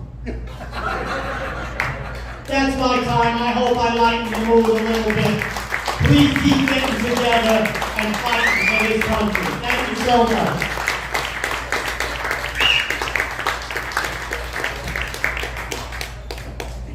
Thank you, Fred Rubino. He is the king of Brooklyn. He came out here to share with us. Stick around a little bit, ask some questions. Johnny Tobacco is going to be asking questions for everybody today, right? We're going to take 5 minutes and we're going to get one more session in. At 9 o'clock, we want to put on the TV, Freedom Corner. There's a few live streamers down there. We want to try and put it on there. And I will be on it with everybody would sing Scars Back and Banner with us and the J6 prisoners at 9 o'clock tonight, okay? Thank you.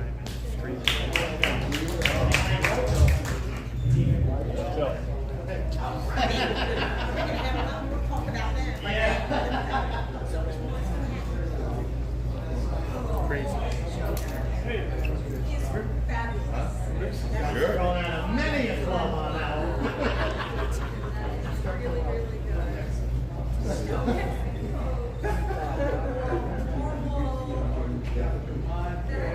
a good Sunday job. You don't have to go to church for another weekend. We go Thursday night here.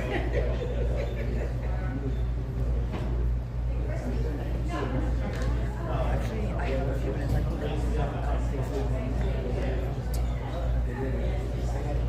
Hey. All right, guys. So that was pretty good.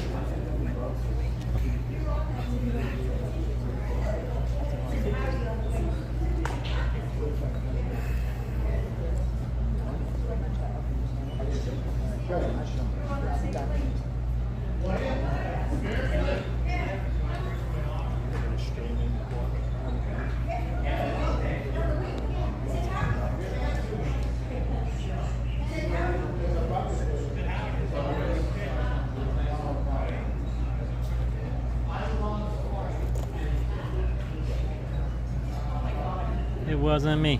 Got me on the counter. Yeah, they're pranking with all different numbers, that's all. Trying to be distracting. That's what they're doing. It's all good though. I'm glad that the coroner's getting a lot of calls. That's awesome.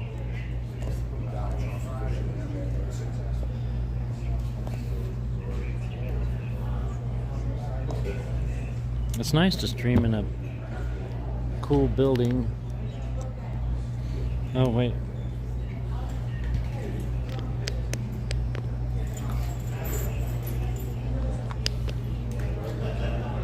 Where the sun don't drain your battery down. That's obviously what has happened. It is a great place here, Debbie. It definitely is. Hi, Naomi. Tammy Mundy. Carla Bonza. Where is Camel anyway? Camel A anyway. I don't know what that means. Kamala. Oh, that.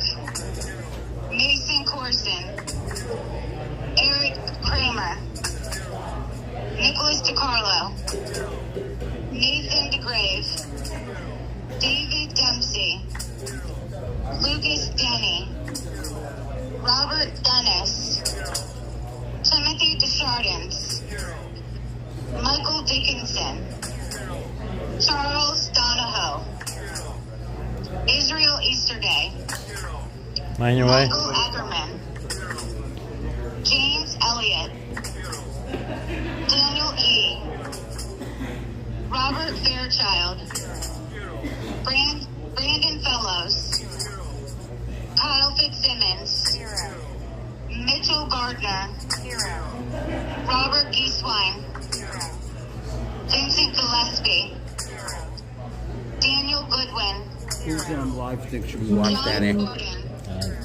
Jericho. It's 00 Jericho. Matthew Green, I don't know what Joseph Hackett, What time is it? Timothy Hale, Thomas Hammer, Kenneth Harrelson, Richard Harris, Joshua Hayes, Donald Hazard, Albuquerque Home, Andrew Hernandez, Joshua Hernandez,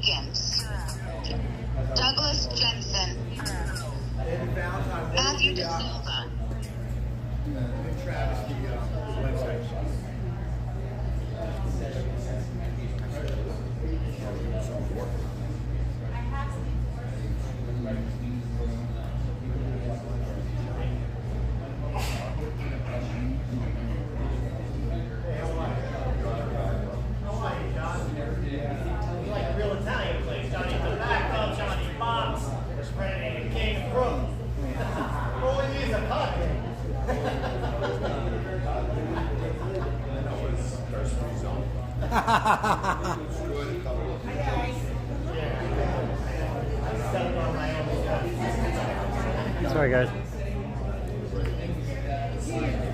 The way his hands, everything about him. He's so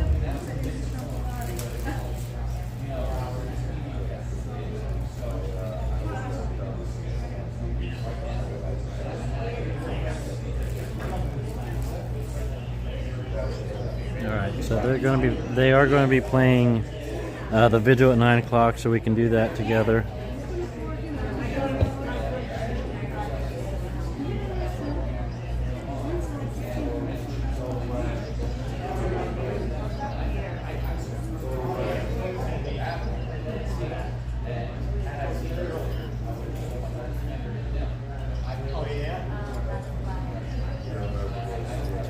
Drive us around.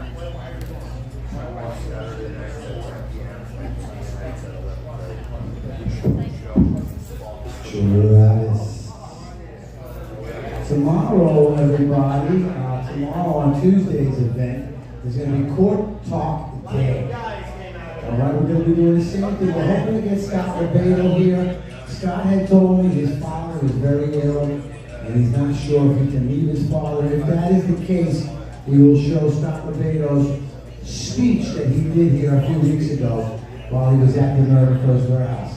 But tomorrow also is going to bring Cowboy Logic will be coming in through a television screen. Cowboy Logic is going to be asking questions and talking to David Summerall. And we have Trent Evans coming in as well. Also very informed J6s. Frank Rocco, we're going to have you up there tomorrow too. Frank is going to be sentenced very soon for his participation in waving flags and loving the country in Washington, D.C. Right? That's the way it happens. I think what we'd like to do for a little bit before the 9 o'clock, we're going to get it up on the screen if it's not there already. This is the corner. What you're seeing right now on TV is Nicole Reffitt. Nicole and Mickey and the team was in Michigan this week at another big rally, so they came in late last night, and they're there today. This is what I call dedication. So that's Nicole Reffitt, and I think that's Constitution Steve next to him. Jericho. That's Jericho. Okay, Jericho was his live stream, and what's happening right now, Nicole is probably talking to some of the prisoners. You see how she has her phone to the microphone, so the prisoners call in every night down on Freedom Corner, right, Tommy? You know, I don't know if maybe the next day or so we can have a few of them call in here like this. You know, that you guys can take care of that.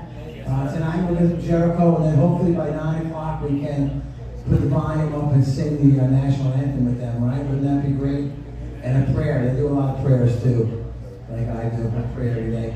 All right, so with that being said, Johnny DeFacco is going to walk around and maybe interview some people for his show, and then we're going to give him a 15-minute segment where Kara is going to interview John on some of the things that John has done for J6, trying to stay focused on the J6 issues, okay?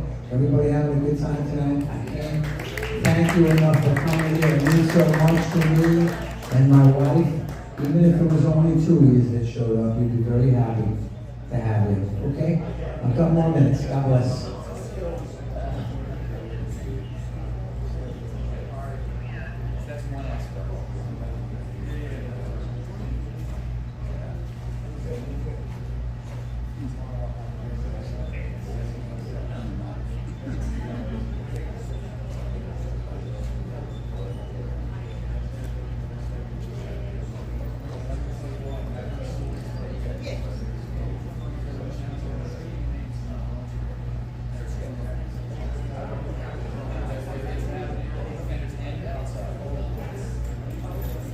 There's such a long list of names.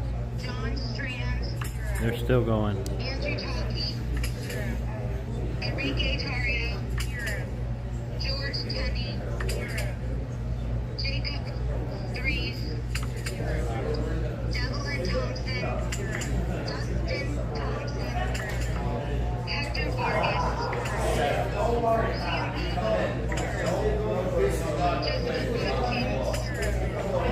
William Watson, Matthew Butler, Thomas Webster, Jack Whitten,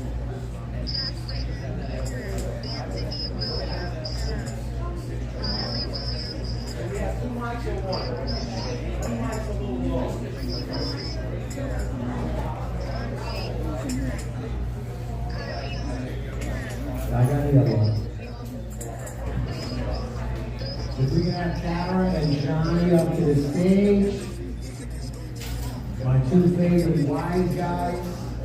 I understand that Frank Rubino will be on the wise guy table now, maybe.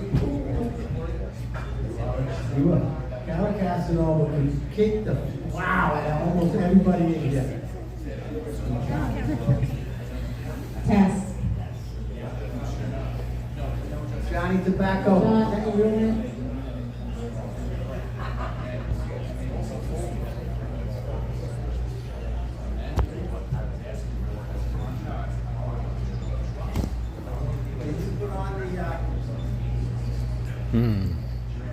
You want to do a screen? I'm just gonna go right beside it because I can't go. I'm going right here.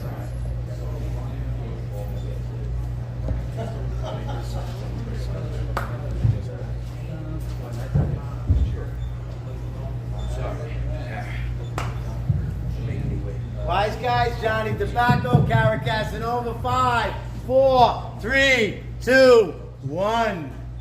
Hi everybody, welcome back to America's First Warehouse, and I'm here with John Tobacco, who is also a host on Newsmax, and we're talking about January 6th. Like I was telling everybody before, like, it's really kind of magical the way that you meet people. I met John at a political event for our friend Mark, and he was there because he was running for office at the time, I believe, and I asked him if he would come to my January 6th rally. It was an awareness rally that I was doing, and speak. And that's how we first met. And he's like, oh, would you like to be on a Newsmax show that I'm pitching? You can't be afraid of being canceled. And I'm like, I'm not afraid of being canceled. I've been canceled. Like, it's the most liberating thing to be canceled. So that's how I met John, was through kind of through all the chaos.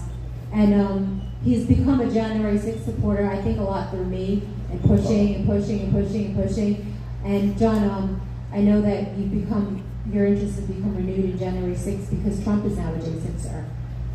Yeah, well, everything about Wise Guys and everything that I support is solely and strictly based on Cara's influence on me, of course. I would be the man I am without her, but I think I was a January 6th supporter before we started doing Wise Guys. And thank the Lord we met that night because she's an amazing addition to Wise Guys, as you can see. But I think you raised my awareness even more, showed me more details, more facts. Sometimes I wanted to go to sleep, and you kept pounding me with more facts and showing me videos from Gary, Tommy. I heard Tommy's almost broken leg story probably a dozen times, but maybe that's why you didn't get arrested. Your leg was caught under the railing. But no, my renewed thing is Trump's like officially a January 6er now. That's what they want. That's what the whole setup with the January 6 cases and the Proud Boys and the Oath Keepers.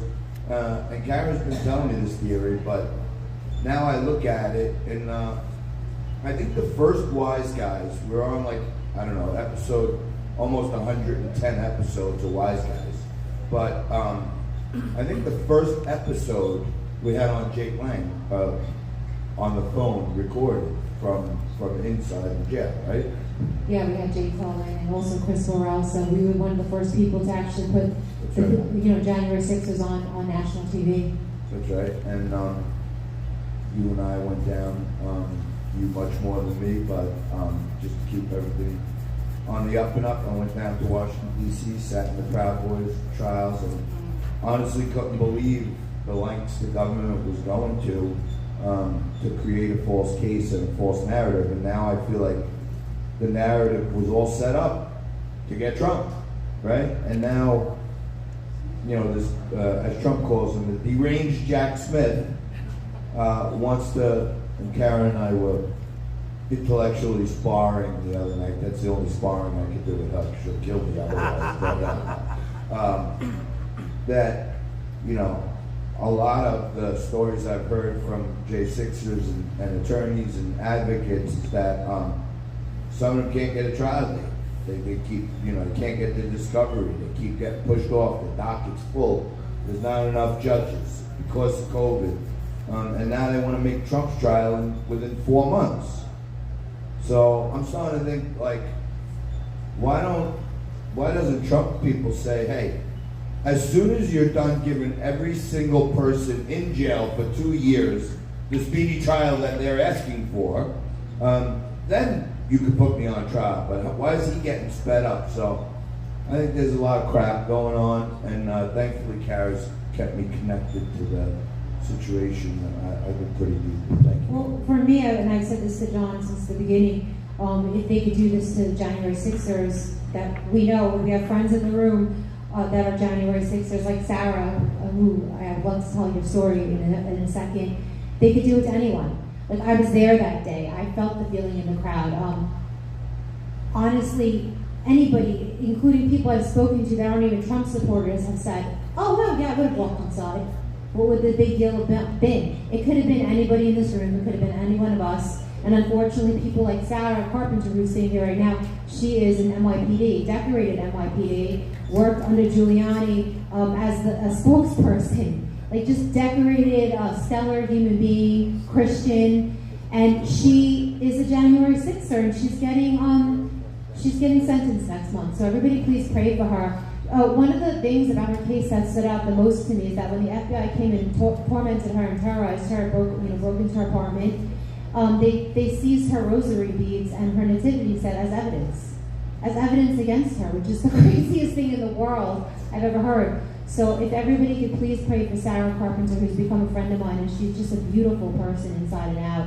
She had a public defender who didn't do a good job, unfortunately, but she's so faithful that she was faithful that, you know, the jury would see the light. But right now, unfortunately, there's demonic forces in D.C. that will be expelled because God wins in the end. And I'm very hopeful for your trial and for your sentencing. So pray for Sarah Carpenter tonight, and she remains faithful. And John knows Sarah's story because he was around when I was covering it. Oh yeah. When Kara starts writing a story, if you're around her, you know every single detail. But it is good. It has raised my awareness. Sarah, God bless you. And you know, you're a little outside my narrative, but you actually make it even better. Because what Kara was saying, great, NYPD, Christian, my dad was NYPD, love it. I would back the blue anytime I can. But if you ask me, the real war right now is on white, hetero, Christian, alpha humans. That's what the real war is against. And every one of the policies that they're pushing, Sarah, carry a gun. You know how to operate it. You're Christian. We know Christopher Wray and all his henchmen were chasing anybody with red hats and a cross around their neck. So it's not surprising that you know, they would overly persecute even Sarah, because that's, to me, anybody who would stand up, anybody who's trained, anybody who's former military, those are the first people they want to take off the streets, because they know if they overstep, those will be the folks who will lead the charge against them. Well, Sarah had one weapon on her that day, and that was a tambourine. 2 tambourines. She was shaking. A rosary, that was evidence, and her tambourine that she was shaking. Right, and she's known as Tambourine Lady. Like, she had a tambourine, she was dancing and praying and yelling. So, you know. She was going to Hail Mary him to death. So what's crazy is they had the time to arrest people like Sarah, and John and I have talked about this, yet the 2 elusive real terrorists that day, or the one that planted the pipe bombs, remains at large. I always say, how did the 2 pipe bombers never get caught? I'm sorry, the 1 pipe bomber, there was a pipe bomb at the DNC and the RNC, which I believe were there as backup, just in case January 6th didn't work out like they wanted. There wasn't, you know, pandemonium. They wanted to have those pipe bombs to say that there was some sort of terrorist attack where they could stop. And I always want people to remember, they didn't stop the certification of the election. They stopped the objection to the certification of the election. And who had to gain from that more than anyone? It was the objection. The Democrats had to gain from that certification objection stopping. You're right about that. And I'll tell you what, you want to catch the pipe bomber? Put a vowel on the end of his name. The FBI will chase him to the ends of the earth for a RICO case. But it's odd, you know, Judge Kavanaugh had people on his property with all kinds of weapons and restraints and handcuffs. You don't hear anything about it. You don't hear any follow-up on it. Months ago, if you remember, it's kind of even lost in the wind, but someone within the Supreme Court of the United States of America leaked a ruling which has never happened, and there's only a dozen people who could have possibly done that. But again, we don't hear anything about that. So, you know, they're out there, as you know, chasing down, you know, moms at, you know, soccer moms at school board meetings, Christians going into Christian organizations, nonprofits using the IRS for that bullshit.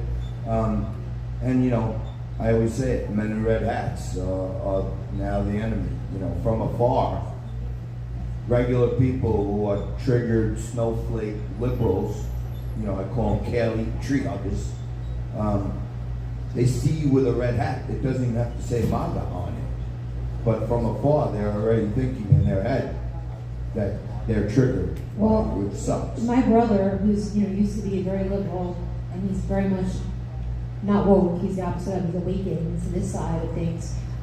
He said something interesting, this was a year ago. And, you know, just so you know, all the January 6th defendants are disproportionately military or law enforcement. Isn't that bizarre? Like, disproportionately, and the majority of them are former decorated Marines, Army veterans, lots of police officers, because they recognize when the Constitution is being broken, and they recognize that they swore an oath to protect the country. So that's why they went down there. And my brother, you know, sort of grudgingly admitted to me, it seems like it's almost like they're trying to eradicate a species. Like those guys, the macho alpha guys, like the military, they're trying to eradicate that. They're trying to literally breed those people out. And there is some truth to that. There really is, especially with January 6th, because I do notice that, and this is just the truth, a lot of people that are minorities are not getting arrested as much. Because you know there are a lot of minorities that supported Donald Trump. A lot of people in the LGBTQ community who supported Donald Trump, but their faces aren't on the front page as domestic terrorists. They're using, you know, the white male as the spokesperson, really, for the fake insurrection. If they're at the White Alpha males, that Joe Box better watch his ass, because they're in the company, I'm not sure anything now. So, I was complimenting you. Bring him on. So we wanted to try to keep it focused on January 6th. I know, John, that you were there on January 6th. Not to call you out, I know a lot of people are afraid. You were there on January 6th. I don't know what your experience was like being there. And I remember you told me you had a sense that it was sort of a false flag. You had a sense that something was amiss, and you didn't want to go near the building because you felt it was a setup. Yeah, I got lucky, to be honest with you, on January 6th. I was down at the Ellipse, and it was like kind of claustrophobic, but self-service really sucked. But that was during the lockdowns also. And I was running kind of a resistance operation in Mac's Public House in Staten Island, where we were opening the bar throughout the lockdowns and fighting back against them. And there was a place in DC right near the Capitol called Dirty Dogs.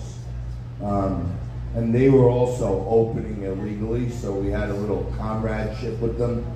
And they have a rooftop bar that you could like kind of see almost down right into the Capitol there. So I had set up to do my show, noon to 2 Eastern, live from there. And it just felt shitty.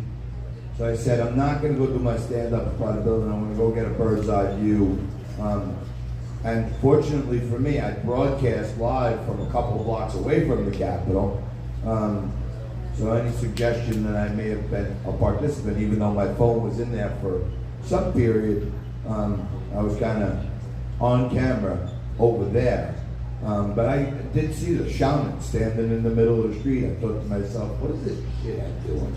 You know, like what is that? How does that even equate to what's happening here? The guy has Viking horns, and, you know, it wasn't part of the culture then. You know what I mean? It was a political rally, but yeah, luckily my claustrophobia was getting the best of me, and I was getting squashed in the crowd, and I got over to my location before the mayhem broke out. But you know, it just, you know, Garrett did mention, but I got arrested for trespassing with a mask on for not wearing a mask, and I was out for 4 or 5 hours.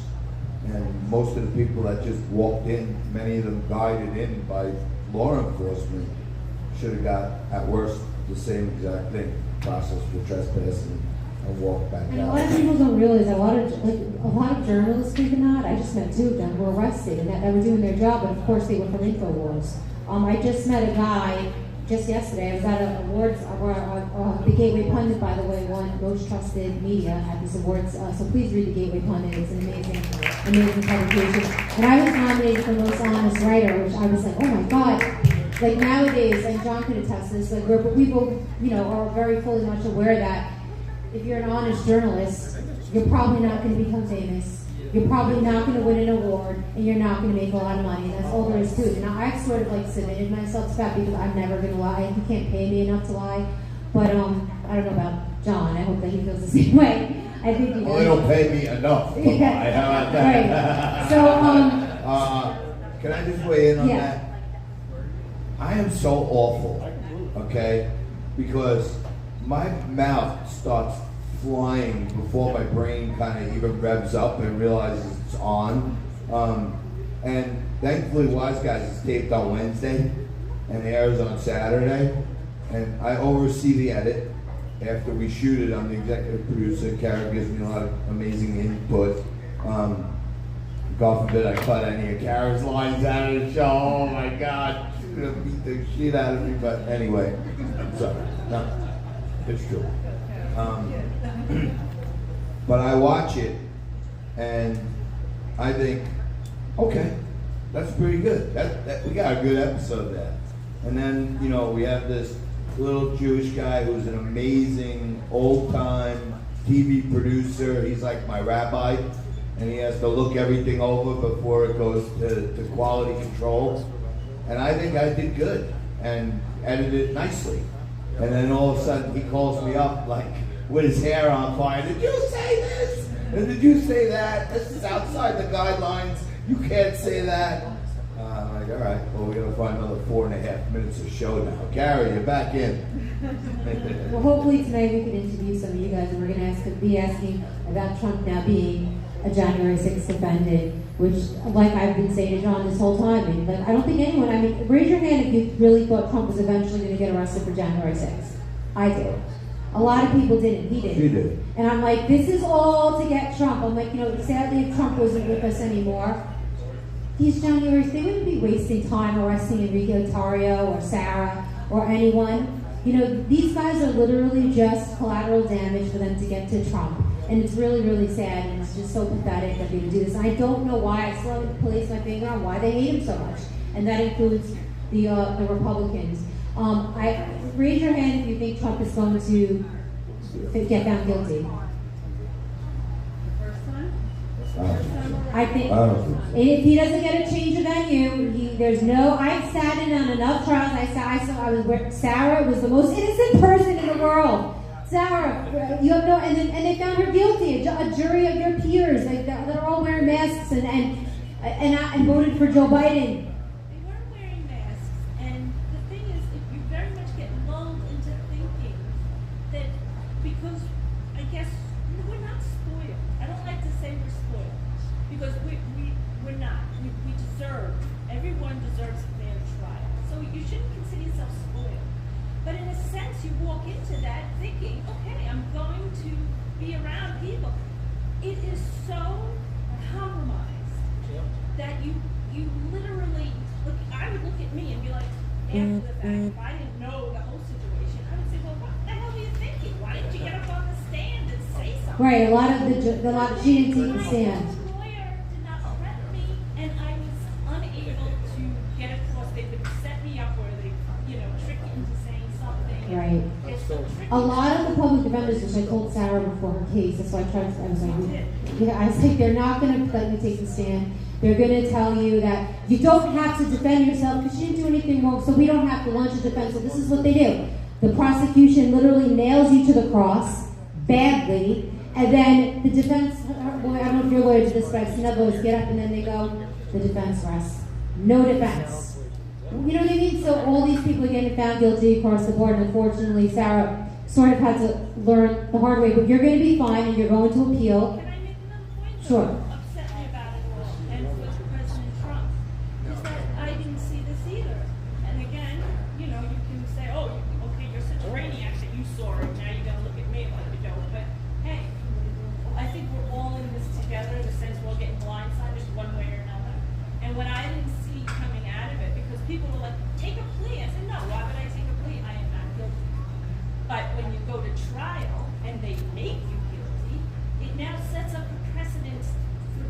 Exactly. And I did not see that. No, that's what I saw And that's why I that. have to appeal.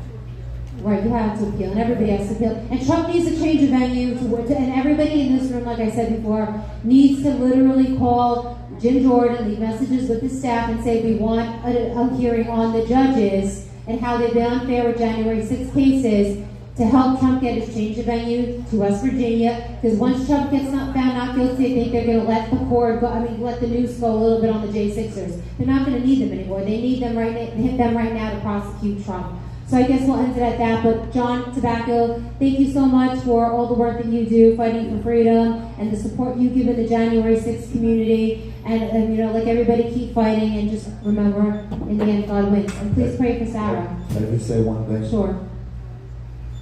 The war right now, certainly for New York City and the surrounding areas, is this immigration crisis coming to everyone's neighborhood with the illegal aliens, and they're busting them in. Military-age men, thousands of them coming in your neighborhoods. This Sunday at 2 o'clock, myself, Curtis Sliwa, Scott Lebedo, and others will be at Gracie Mansion. Joe LeBox will be there supporting us as well. And we're telling Eric Adams, if you want to put illegal aliens in our backyard, you put them in your backyard first. And you can hold 1,000 people at Gracie Mansion, then come to the other boroughs and the other suburbs. So if you can get down there Sunday, 2 o'clock at Gracie Mansion, please do, or go to a local one, because it's happening everywhere. And if it's not, it's coming soon to a theater near you. God bless you all. Thank you. Sure is. I want to do is turn the lights down. We're going to be singing the national anthem in a few minutes. This is Nicole Rappert down there on Freedom Corner. You guys are familiar with her, my Freedom Corner. We're going to come up here like this, and we're going to sing the national anthem with them. We're going to get that on and get the sound up there. They'll be singing it about 5 more minutes, okay? It's an incredible thing that they do every day down there. Every day they do it. Thank you, Johnny T. Johnny T would love to interview anybody if you get a chance, and put it on the side. I know Fred is going to interview anybody else who look like a good interview. Andrea Young is here. Her husband is in jail too, a J6er. Frank Rocco is going to be sentenced next week too. It's terrible. Pretty good us. Can I hear her or?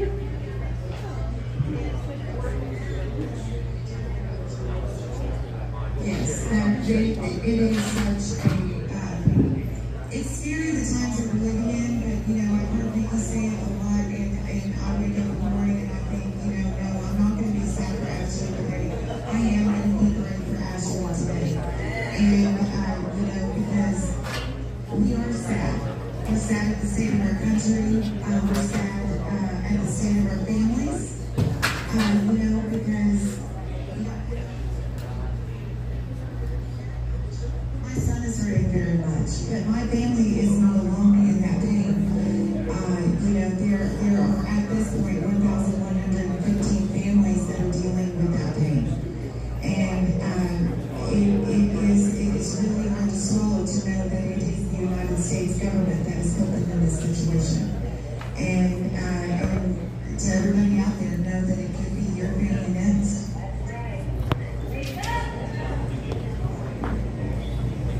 Thank you, Nicole. Here's Mickey back right here. Mickey Wyckoff. Ashley's mom.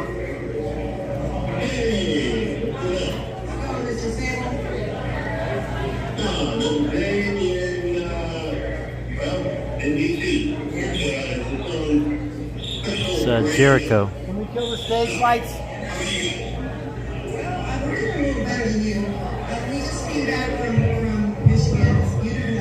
That's Mickey and Nicole talking to some prisoners now. They're trying to shut up the stage lights. Everybody did amazing. And then Scott McKay, the street fighter, was there, and over 110,000 people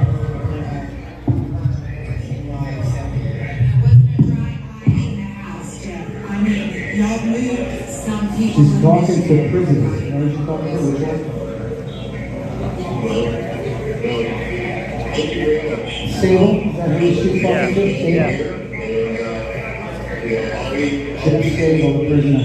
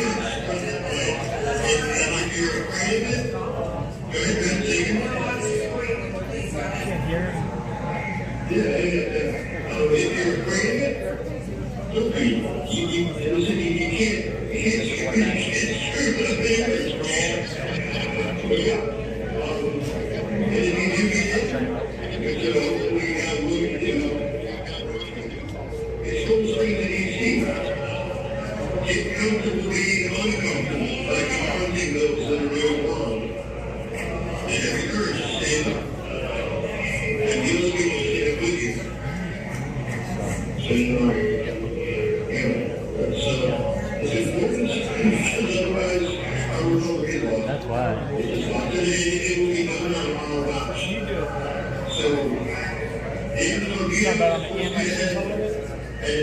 Well, if the phone's up against the thing, then the other one can just sit there.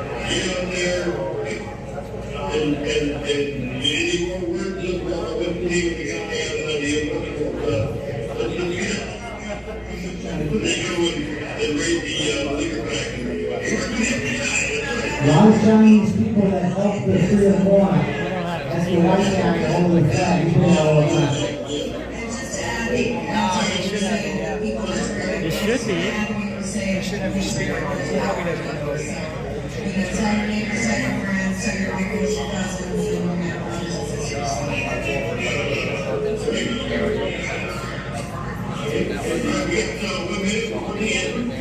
Hey, U-Haul. 1 minute for the anthem.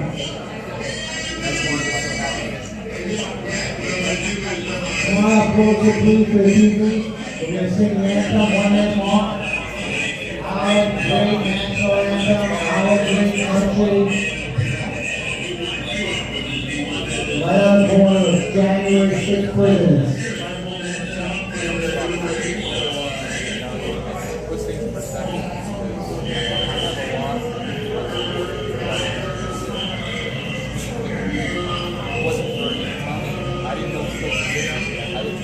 All the prisoners are getting together now. Yeah, right? Here we go, ladies and gentlemen. Our prison corner. With our prisoners, these great citizens. Oh, say, can you see by the dawn's early light what so proudly we hailed at the twilight's last gleam, whose rush stripes and bright stars through the perilous fight o'er the ramparts we watched were so gallantly streaming, and the rocket's red glare, the bombs bursting in air, gave proof to the night that our flag was still there. Oh, say does that star-spangled banner yet wave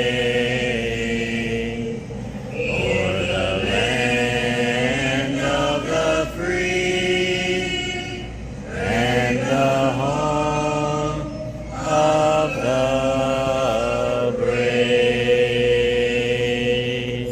USA, free J6, free J6, free J6, free J6. Now, we've got a small crowd there tonight, because many of them are here tonight with us, right? So we go down there, they go down every day. They got so much credit. Nicole and Mickey will be coming up. There's one more song I think they sing, right? One more time, tell us what's going on. Alright, so they're gonna pump, Jeff said what's going to happen. See how nobody's got it yet? Whenever we do that. So they're talking about news for a minute, and then we're gonna close out the whole night and process for you. The prisoners like to know what's going on. So they go on their computers, they look at their phone, and they ask questions to us on the outside. And they let us know what they see. And they see the dogs. They see the lies.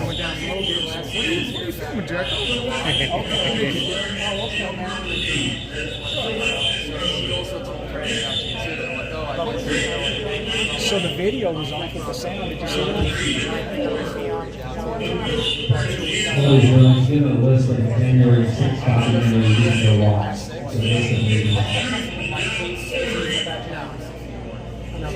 So listen,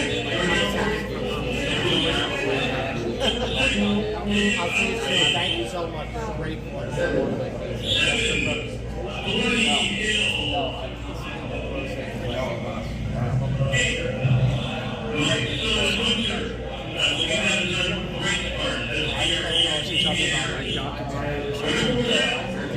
News segment type stuff. Yeah, it is.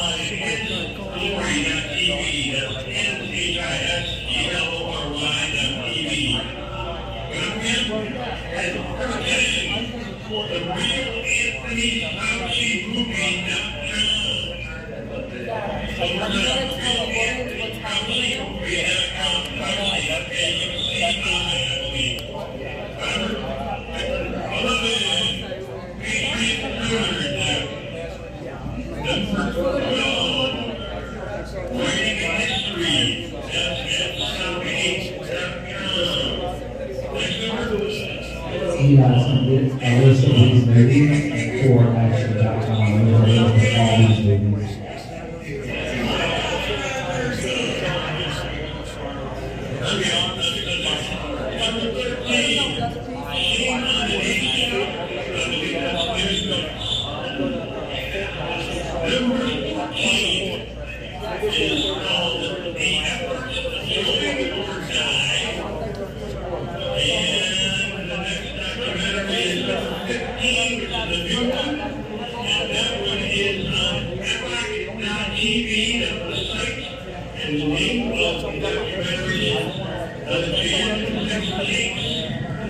Anybody want to talk about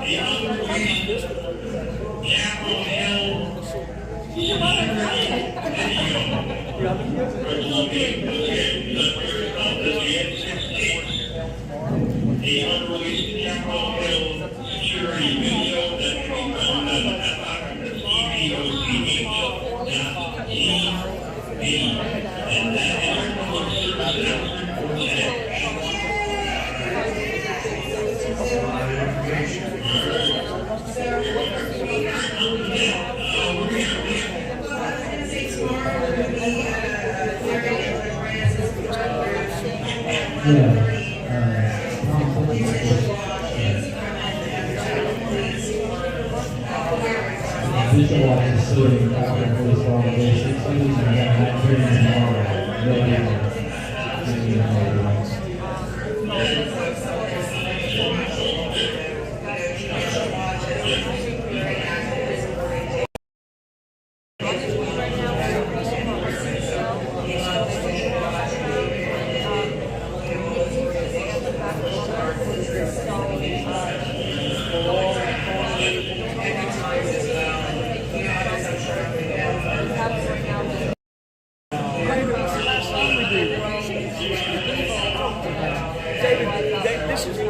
Pastor Christopher. David Valentine. Lee Greenwood, God bless USA.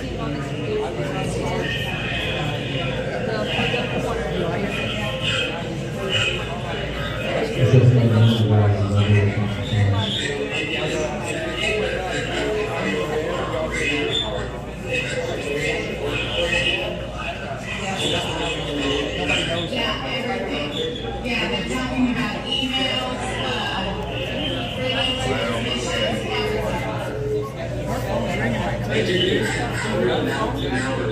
Yeah, they were calling with my number. The opposition. Yeah, they were using my number, so they thought I was calling them. Oh, I know. They were doing that tonight, over and over and over.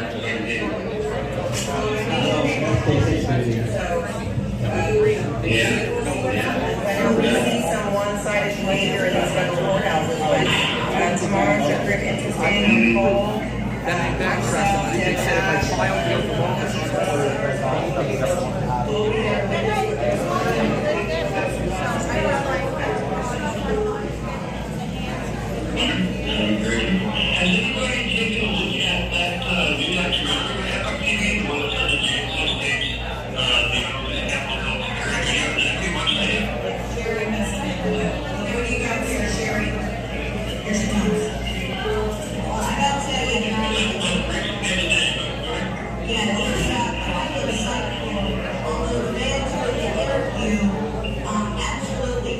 Thank you, Priscilla. Thank you, Barney. I know the noise is kind of chaotic in here at the moment. Darth Trader. I see that info on Fauci there. Thank you for that info. Drifter Shelley, Sherry Thomas, Ohio Light, Jason, Darth Trader. Thank you all for being with us. We'll have more tomorrow. I know we're not quite done yet, but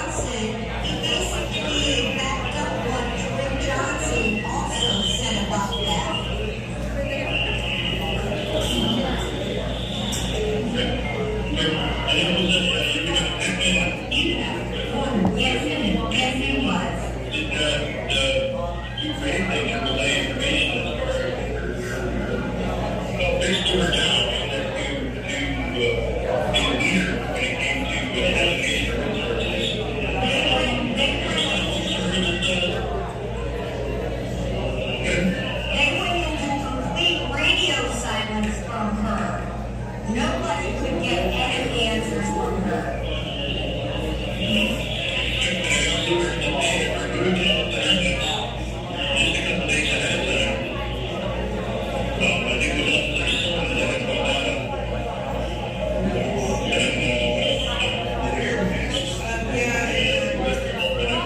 Tucker is going to reissue, or did reissue his interview with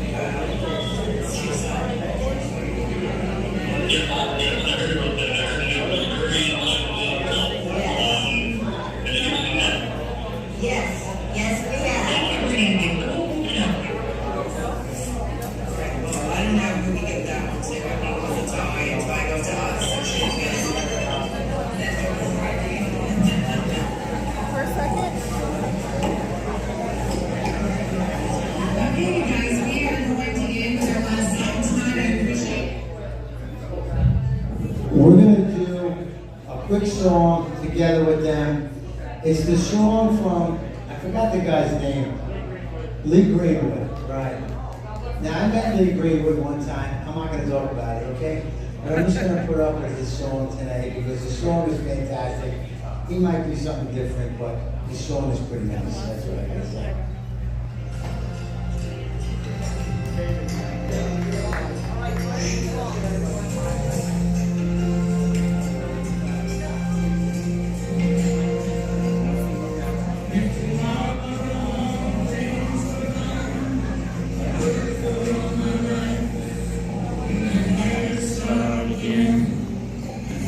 Children and my wife. I thank my lucky stars to be living here today. The flag still stands for freedom, and they can't take that away. I'm proud to be an American, where at least I know I'm free, and I won't forget the men who died, who gave that right to me, and I gladly stand up next to you and defend her still today. 'Cause there ain't no doubt I love this land. God bless the USA.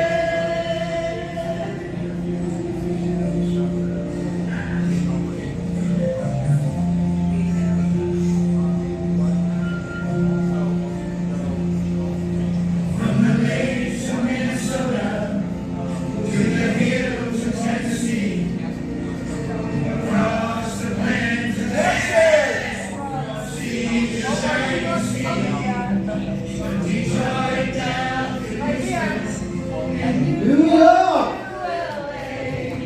there's pride in every American heart, and it's time to stand to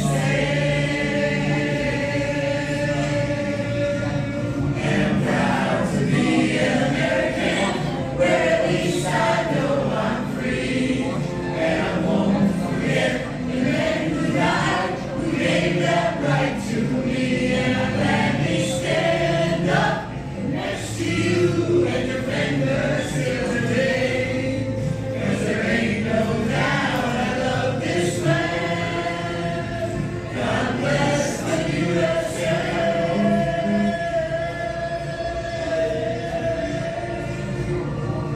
And I'm proud to be an American, where at least I know I'm free, and I won't forget the men who died, who gave that right to me, and I gladly stand up next to you and defend her still today. 'Cause there ain't no doubt I love this land. God bless the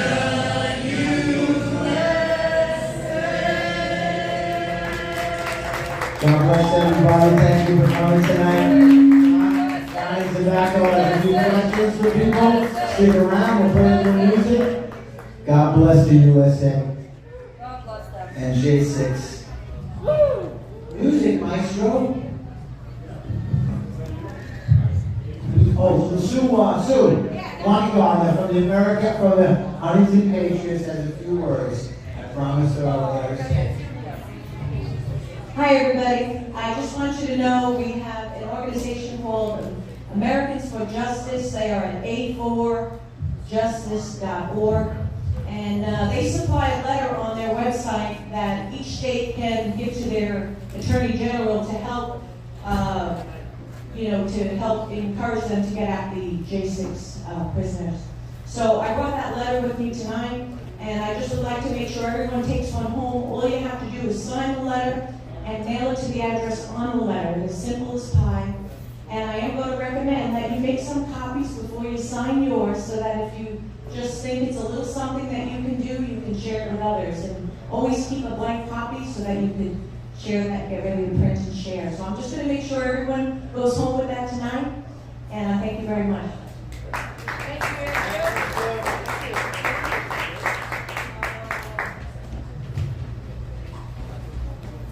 God bless the USA.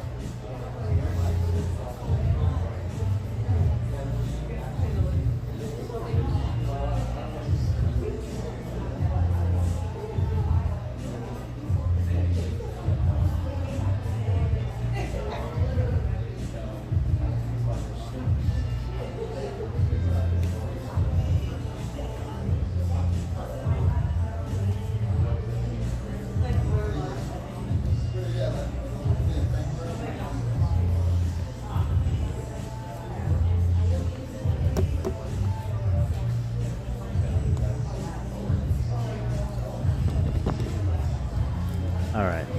So I know you guys heard that, right? You heard that. I heard that. I took care of that.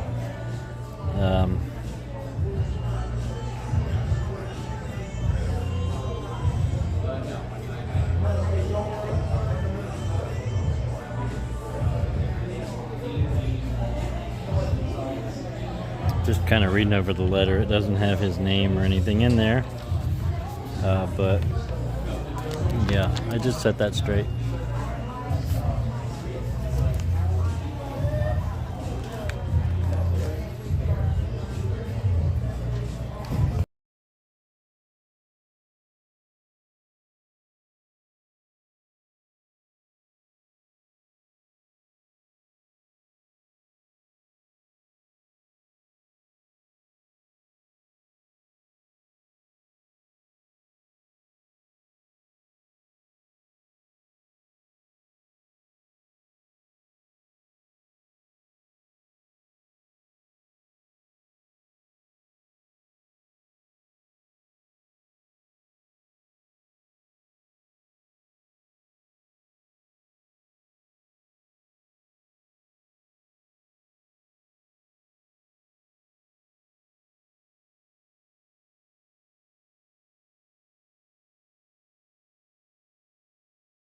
Alright, sorry, I had to mute it for just a moment, guys.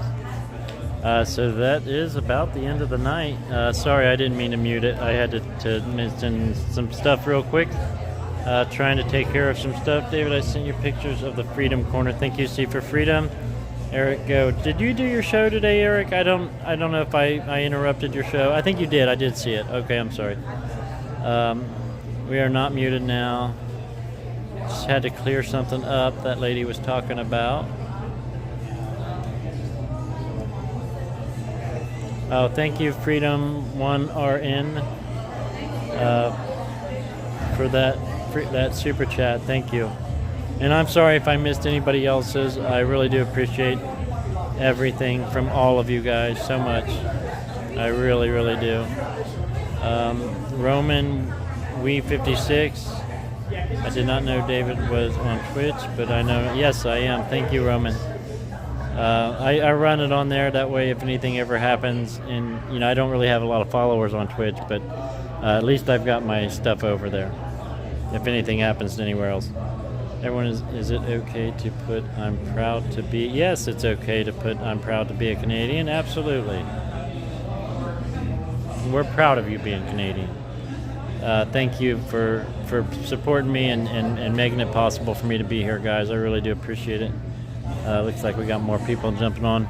I'm not sure really what's going to be going on tonight, but we can hang out and see what's going on for a little bit if you guys would like to do that. I know we got Johnny Tobacco over there.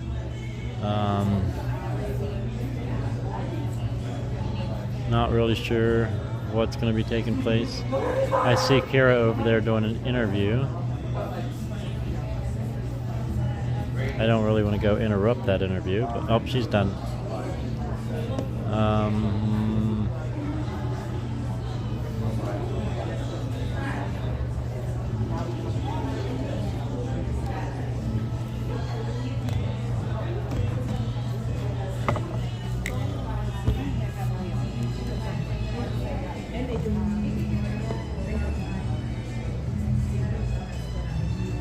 Outside for a minute and see what's going on outside.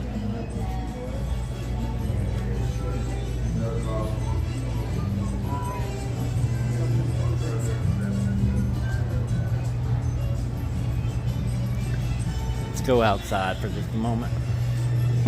Sorry about the thing being zoomed in there.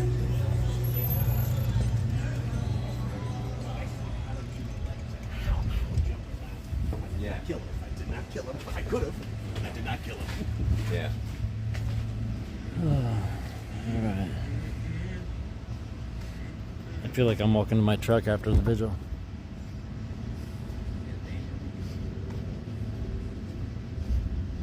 I kind of am walking to my truck after the vigil.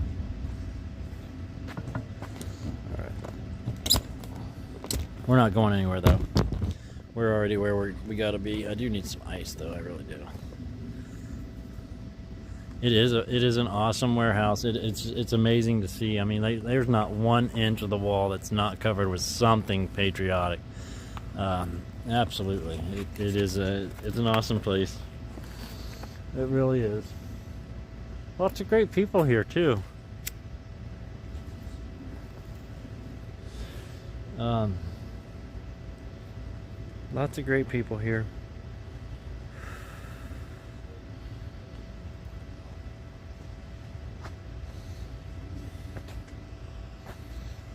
I'd lost a few. Alright, so we're going to go back in here in just a moment after I take a quick break. But I think it was a good night. I think that we got connected in. Hopefully they can get that sound thing worked out. Yeah, I drove here, Beverly.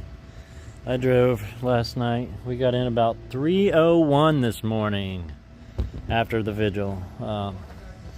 Drove through New York. We had an experience there. So before we got into New York, I stopped and filled up my fuel tank. Filled up my fuel tank.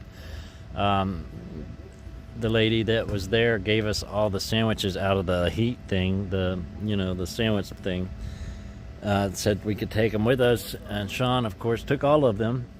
And so as we're driving through New York, every stoplight there's somebody there asking for something. So we handed out some burgers and chicken sandwiches and blah blah blah, whatever it was. I know there was a couple burritos, there was a rib burrito, something like that. So it worked out. We was able to do something good with the food, that instead of it getting thrown out. So that was an awesome thing. Off to the print shop for a printed version to see how it turns out. Anyone wanting a copy, call the print shop in Wilmington, Ohio. So you have to call the print shop for a copy, Eric? I don't know how that works, but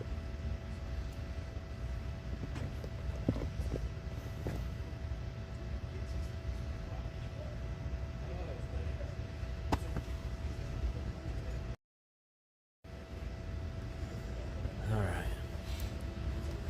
Yes, God guides us.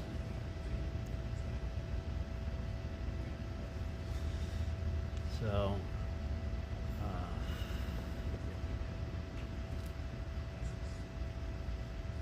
it's been a good day. Get some rest tonight. Do it again tomorrow. I think we'll see some good things happening, guys. Hey, what's up, man? Oh, I got you, Eric. Tell them. Oh yeah, the oil change. Yes, the oil change. So Joe the Box and his brother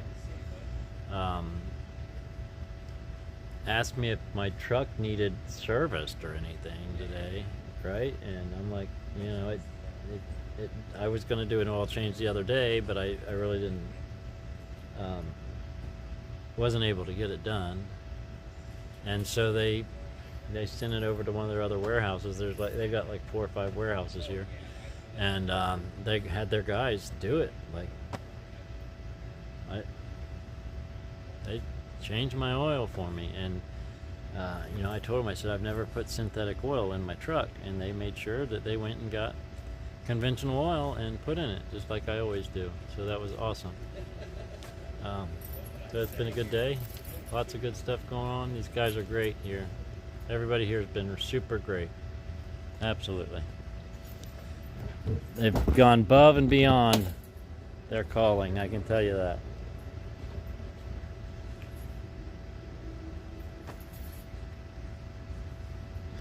I don't think we've quite reached the fund limit that we need for this trip, so if anybody can help, that would be greatly appreciated. We'll go back inside here in a minute, guys.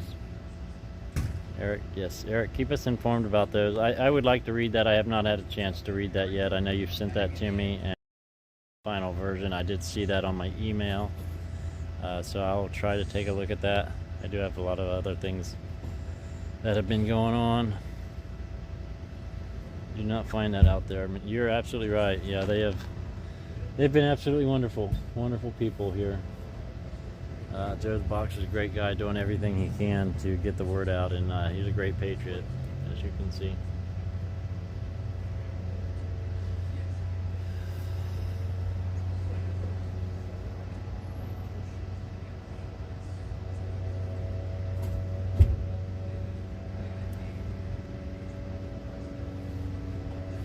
Amen, Jay Jones. I didn't think about it that way, so that, you're right.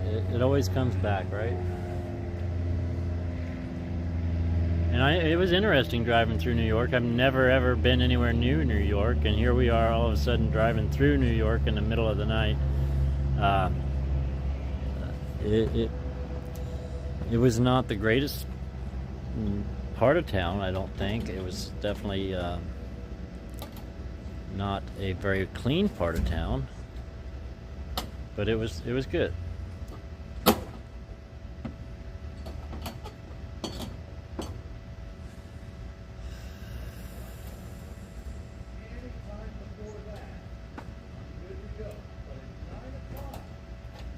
Well, even with my flags and stuff on my truck, the people there didn't seem to be scared of me or think that I was a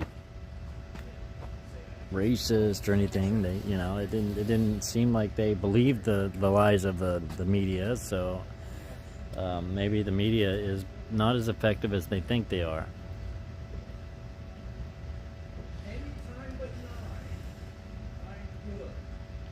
That is my guess. I don't think that the media realizes how ineffective they are, because the truth is getting out without around them, and they're not the only way for people to get information. There are still a few here and there that only watch news, the mainstream media, and believe everything that they see and hear, but that's changing. That is slowly changing, because the media is going to have to change their narrative. And stop lying to everybody. You do all 3 of them as a bundle, or you do all 3 throughout separate. Sorry. You're all right. Come on.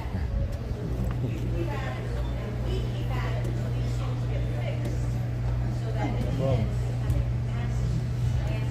have a good night. Be safe.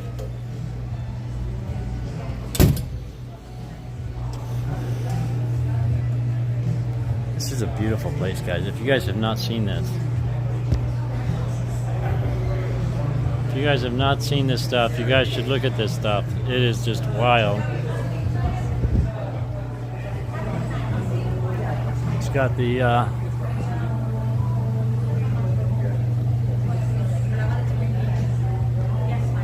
Ashley stuff up there.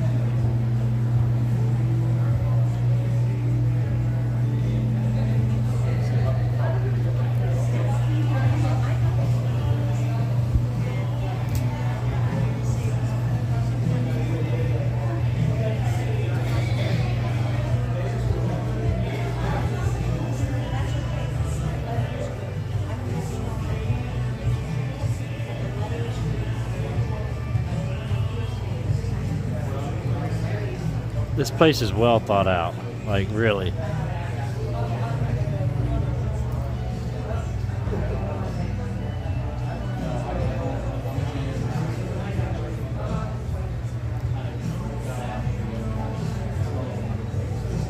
Ten indictments returned against Trump in Georgia. I wonder when that court date's going to be. There's so much stuff to look at in here. Like there's Ronald Reagan and Donald Trump shaking hands.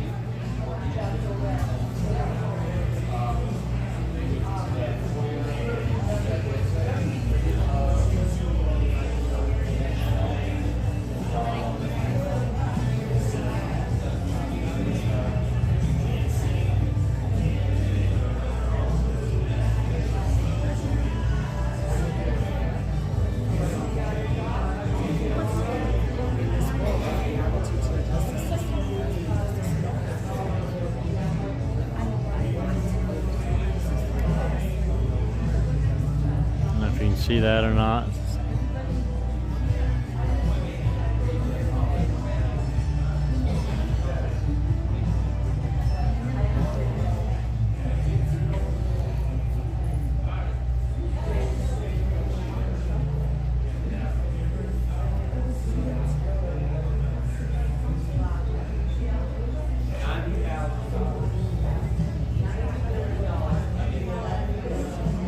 I mean, there's just stuff everywhere.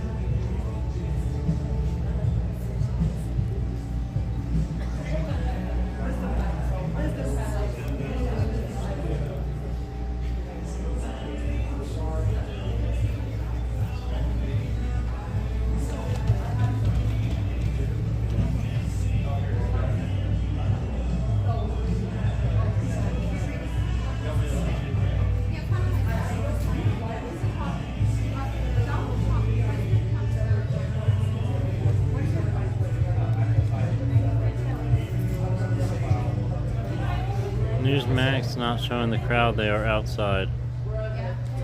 Newsmax is outside?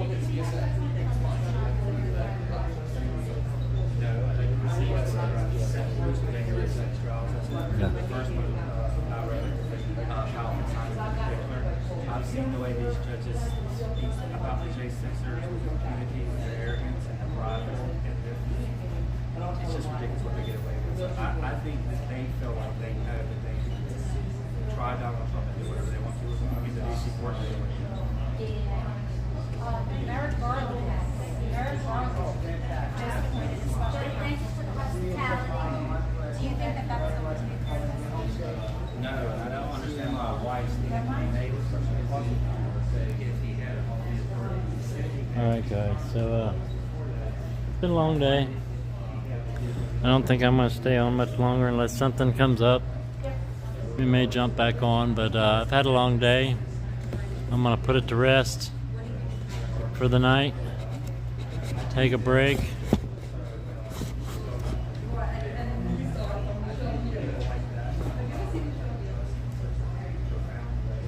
I appreciate you all being on here. So look at 2 o'clock tomorrow. We will be on at 2 o'clock tomorrow, guys. Thanks for being on here, Roman. You guys have a great night. I appreciate you all. Until next time, later night. You all have a great night. I appreciate you all. Freedom Warriors out. Have a great night.